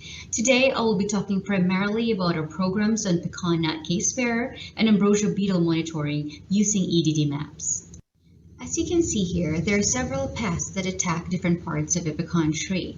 There are leaf feeders such as aphids and mites, nut feeders including pecan nut case bearer, shockworms, and pecan weevils, and lastly there are root and trunk feeders such as ambrosia beetles and Prunus root borers. To add to the complexity, these pests occur at various points in a growing season. I am sure this is similar to other production systems too. Hence, one key element that is always part of an integrated pest management program is monitoring. It is important for growers to know when and if pests are present before managing them or resorting to spraying their orchards. Let's talk about ambrosia beetles first. They attack different tree species including apples and ornamental trees, and recently they have become an emerging pest in the pecan system due to the increasing acreage planted with young pecan trees in Georgia. Their attacks are associated with young, stressed trees that are recently planted and trees in water-saturated conditions. Evidence of ambrosia beetle infestation include holes and sawdust toothpicks sticking out of the trunks. Attacks can lead to tree mortality, unfortunately. With the help of the Southern IPM Center, the Ambrosia Beetle Working Group was formed in 2018. This is a multi-institutional and multidisciplinary group primarily focused on addressing the ambrosia beetle issues in ornamental and orchard production systems in the eastern and southern U.S. We hosted several research symposia and workshops in the past few years. One of our major objectives is conducting a multi-location ambrosia beetle monitoring network with collaborators reporting captures from traps deployed at various locations from New York to Georgia. Collaborators use the Ag Pest Monitor website to report their captures in real time. As for the output, the map shows what counties are currently trapping for ambrosia beetles and also lets users click on a county and see what the trend has been in that county, showing using a line graph here on the slide. Given the multi-state approach, this has the potential to keep nursery, tree nut, and tree fruit growers throughout the eastern U.S. be aware of ambrosia beetle population trends and use that as a guide on when to scout for infestations and manage them accordingly. And now for pecan nut case bearer. In late April, early May, pecan nut case bearer moths became active. They mate, lay their eggs on pecan nutlets, and their larvae bore into the nuts and consume the nuts from the inside. Their attacks can cause nutlets to drop. In the southeast, pecan nut case bearer problems are not as serious compared to the western pecan growing areas of Texas and Oklahoma. But in 2019, the infestations were high, so we had to actually be part of this monitoring effort. Insect growth regulators are the recommended products against this pest, and these products work best on the larvae, so timing the application before the larvae bore into the nuts is critical. The presence of larvae can be predicted by monitoring for adult emergence using pheromone beta traps. To To help monitor for pecan nutcase bear adult emergence in Georgia, I, together with several extension agents and growers, have utilized the PNC risk map through the Pecan IPM PIPE program last spring of 2020. This program was developed by Dr. Marvin Harris together with the Pecan Entomology Multi-State Working Group. Pheromone-baited traps, as you can see on the slide here, were deployed in several pecan-growing counties, and traps were checked daily. Once 2 days of consecutive moth captures, referred to as biofix, were observed, the initial date was reported online via the Ag Pest Monitor website, and a decision window was generated. The decision window is when 25 to 50% of all first-generation pecan nutcase bear eggs are expected to be present in an orchard. That forecast is based on an accumulated growing degree days after the biofix. The decision window provides growers information for the best time to scout their orchards for nutcase bear eggs and larvae and spray insecticides that target the larvae if need be. In closing, I would just like to discuss some notable experiences being involved in this monitoring efforts, primarily answering the question of how we made it work. First is recognizing the need to have a more collaborative effort in monitoring pests that have wide geographical impact. This allows more people to be invested in the work at hand. Second is utilizing the available resources such as the Southern IPM, Bugwood, EDDMapS infrastructures. Most of these ideas started with me chatting with geolophores, so do not hesitate to reach out to them and see what they can offer. Third is recruiting the help of extension professionals and growers. The more the stakeholders are involved, the more they see the value of these efforts. A tip to help with this is making it easy for collaborators to participate. As an example, I had to prepare a comprehensive, easy-to-follow protocol on trapping and reporting for all collaborators. The easier it is, the more you can convince them to participate. Fourth is not being shy in reaching out to industry partners to help with materials and supplies. Oftentimes, they're willing to help out. And lastly is making sure to keep growers and stakeholders informed about this monitoring resources. For example, I talk about these resources in all my extension talks and conversations with grower groups. The more growers are aware of these resources, the broader the potential impact it would be. And with that, I'd be happy to answer any questions you may have. Thank you. Okay, thank you so much. That was another outstanding session. Great. Okay, so we do have some questions here for you. We're going to start with Bob. Hi, Bob. Can you, and you did this in your presentation, but I'm going to ask you anyway. Can you give us some more examples of how your county is using ISM Track and any recommendations on how to help engage other counties with this program? Sure.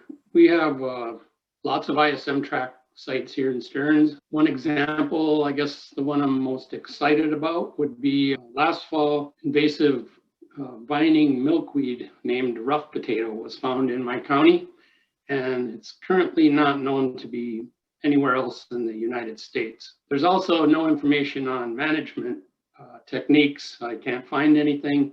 So I've created all the sites. We did some work last fall, and moving forward, we're going to try some various techniques, multiple kinds on each on different sites, and then I'll be able to use that information on success or lack thereof moving forward to make decisions on how to proceed. I think all counties should jump aboard. The ISM Track is awesome.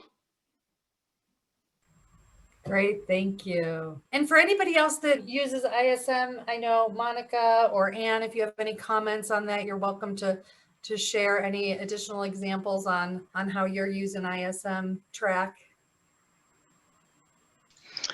Sure, I can jump in with that.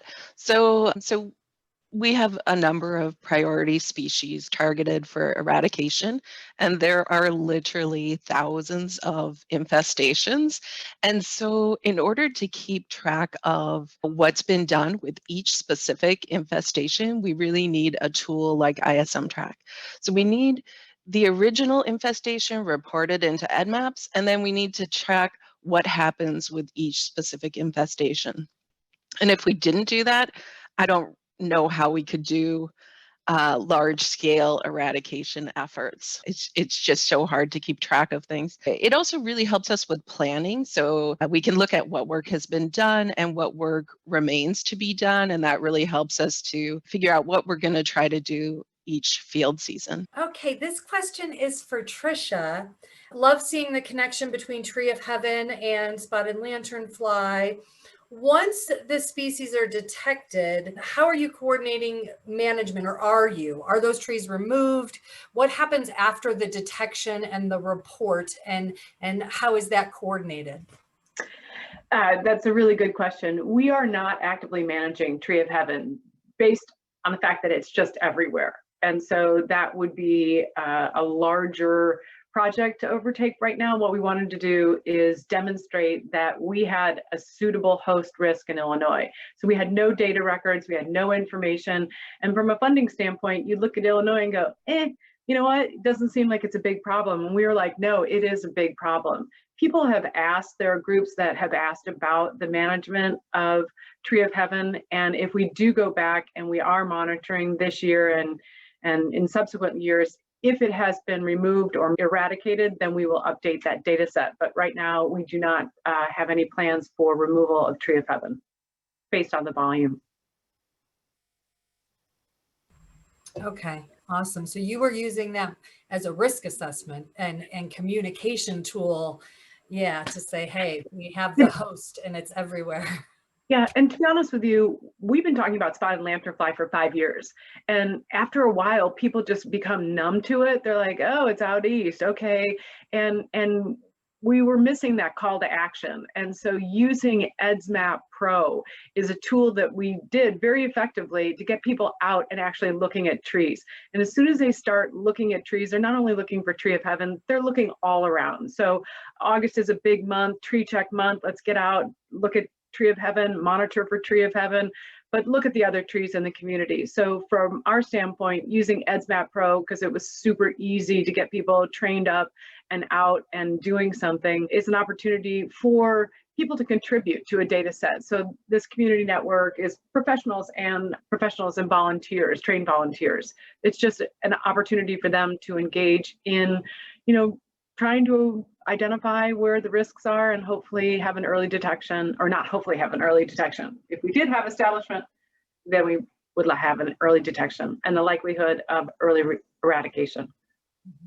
Great, thank you so much. Okay, this question is for Carl. Do the extension plant pathologists that are adding observations, as you described, to corn and soybean IPM PIPE maps rely on others, such as farmers and industry personnel, to help with those observations? How does that connection work? Yeah, sure. It's a mix, and it really depends on each state. So for instance, in Kentucky, we rely a lot on our extension network. We have county agents in every county, and they really play a big role in this. A lot of the plant disease diagnostic labs around the country can also play a big role as samples come into those. The specialists in that state will rely on, the detection that way in some cases. In other ways, some people actually have planted specific areas across their state. We call those sentinel plots, where they just continue to go back and monitor those like on a regular basis. And so there's a lot of different ways that this information is coming through, as far as, people in industry, people that maybe aren't connected with extension or the university. Some of those are coming through, samples to the diagnostic lab. And in some cases, we may just have built good relationships with people out there. And, one of the ways that I actually kind of keep track on things is just looking at Twitter and just doing some searching on Twitter sometimes, and just, looking for something like soybean rust.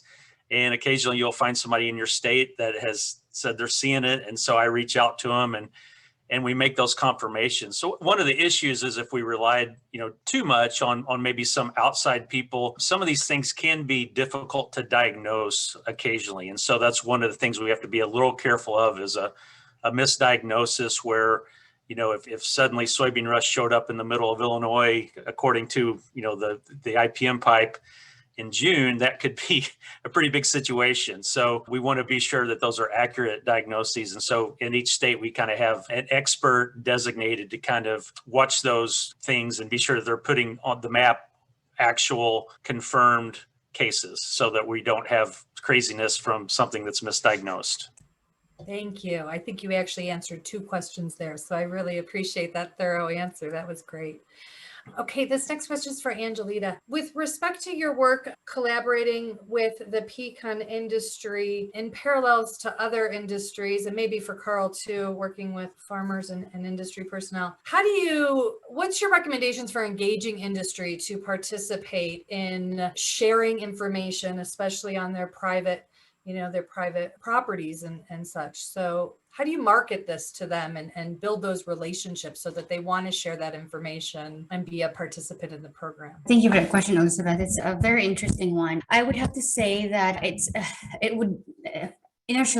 really have to actually convince them that the information that we are gathering is something that's beneficial to the industry as a whole. And I'm fortunate enough that my collaborators, the grower collaborators, are understanding of that. And like I said earlier in my presentation, in making them a part of the process and also giving them the benefit, especially with the PNC, because they really want to know, say for example, when they can actually manage that pest. And although they have been trapping before, some of them have been trapping before, and it is a matter of them, it's like, hey, would you mind sharing that and be able for other growers to have access to that? And all the ones I've asked have said yes. So yeah. So yeah. So I guess they see the benefit of that. Yeah. That's great. Yeah, because they're not only but they're getting to see as well to help them manage their farms and ranches better. And then helping out their other growers in that particular county. Yeah. And so there is a question specific to ISM Track. Are there opportunities to download all of that data across different users so that you could do multi-jurisdictional statistical analysis later? Or are you really limited to what you put in? How does that data sharing work with ISM Track?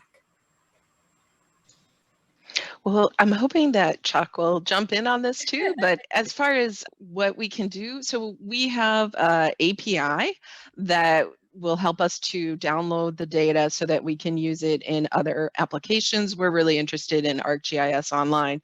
So if there were a researcher in Minnesota who was interested in Minnesota data, we do have a means to get those data to a researcher. Chuck, do you want to add to that? Yeah, one thing that is a little different about ISM Track is the database for Wisconsin and the database for Minnesota are completely separated. So they both run on the same source code that runs both the systems, but Minnesota does not have access to Wisconsin's data, and Wisconsin does not have access to Minnesota's data. And so we don't currently have a way where you can pull it across state because of it being sensitive information at the state level. Then access is kind of limited and controlled at that level. And I'll just answer one of the other questions. And the difference between EDDMapS Pro and ISM Track is EDDMapS Pro is focused on the infestation and updating the fact that something was done at that infestation, where ISM Track is actually keeping up with the work and the daily pesticide sheet or daily worksheet that somebody's doing with the hours and the amount of chemicals used and all those extra details that are not part that you probably don't want to make public and are not part of the core EDDMapS system. That helps. Yeah, and Chuck, if you could just stay right here for a minute. There's another question about being able to run a track log during surveys. Is that an ISM Track, an EDDMapS Pro thing, or both? You currently cannot do track logs in any of the EDDMapS available apps that we have. That is something that we have talked about, and now that battery life is a lot better, probably something we will be including at some point, but this is not a feature that is currently available right now. Okay, and one more. Can you use ISM Track offline? Yes, so the ISM Track app that is out for Android and is under development for Apple allows you to basically do everything you want to be able to do, collect all the data in the field and then save it into a queue like you can with the other EDDMapS apps. Okay, great. We'll let Chuck get out of the hot seat for a second, but don't go anywhere. But okay, Carl, this one's for you. Are you currently using any climate models for making disease forecasts? So specifically, the two main pathogens that we're kind of tracking during the growing season are the ones that cause soybean rust and southern rust. And really it's really the movement is sort of the biggest part. Of course, you have to have the right environment once the spores move into your area to get the disease to occur. So the nice thing about the IPM PIPE system is it's a good database of observations over time. And so the idea is that maybe some modelers might be able to go back and use this information that's being collected over time to maybe help generate some models. So to answer the question, we're not really using models right now, but the hope is that by collecting these data points, that some of those models could be produced. And I will mention that sort of a precursor to what we're doing now with soybean rust back in, probably the late 2000s, I suppose. There were some models that were being used, and not necessarily climatic models, but more models of spore movement. And so based on, the weather, where there was a finding of soybean rust, and if there were some certain weather conditions that came in, there were some models that were being utilized to some degree of where those spores might end up. And so if you had an observation in Florida and you had a certain weather event come through, there might be some models showing that spores could be, showing up maybe in Alabama or something like that. So there has been a little bit of use, but currently we're not really using anything at the moment. Thank you. Question about how can different states get ISM track set up for them? And does it have to be at the state level? We can do it at the county level. Chuck, how do folks get ISM track if they want it?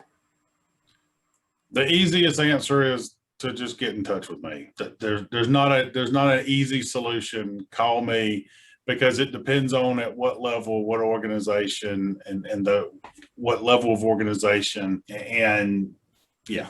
And there will likely be a fee to use ISM track, just because of, if nothing else, the technical support that will go along with it.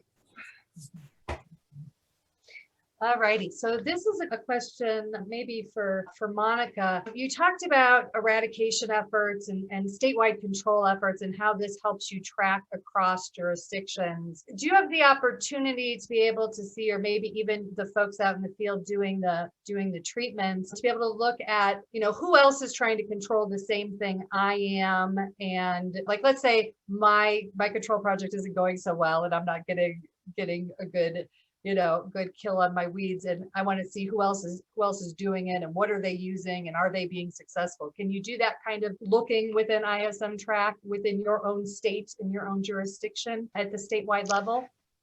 Yeah, thank you. So we can look at efficacy, which is something that obviously we'd all be really interested in. Was this treatment successful?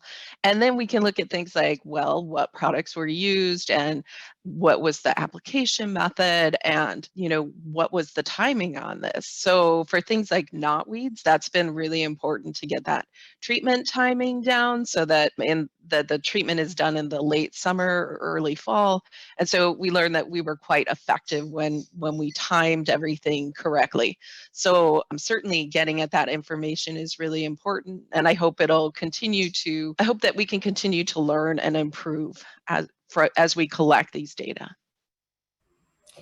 And then kind of a follow-up to that question, economics.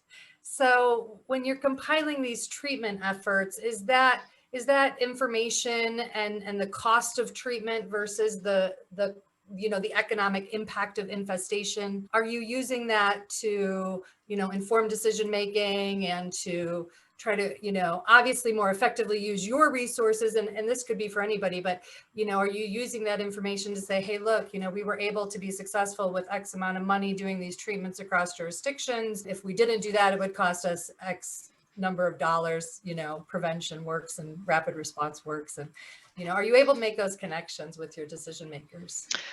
That is certainly a direction that we want to head in. And so there are fields for tracking costs of treatments. And so that is one component. I've always been personally really afraid that a legislator will one day say, so how much are we really spending on invasive plant control in Minnesota? Like that, I'm sure we would come up with an answer to that question, but it would be awfully difficult.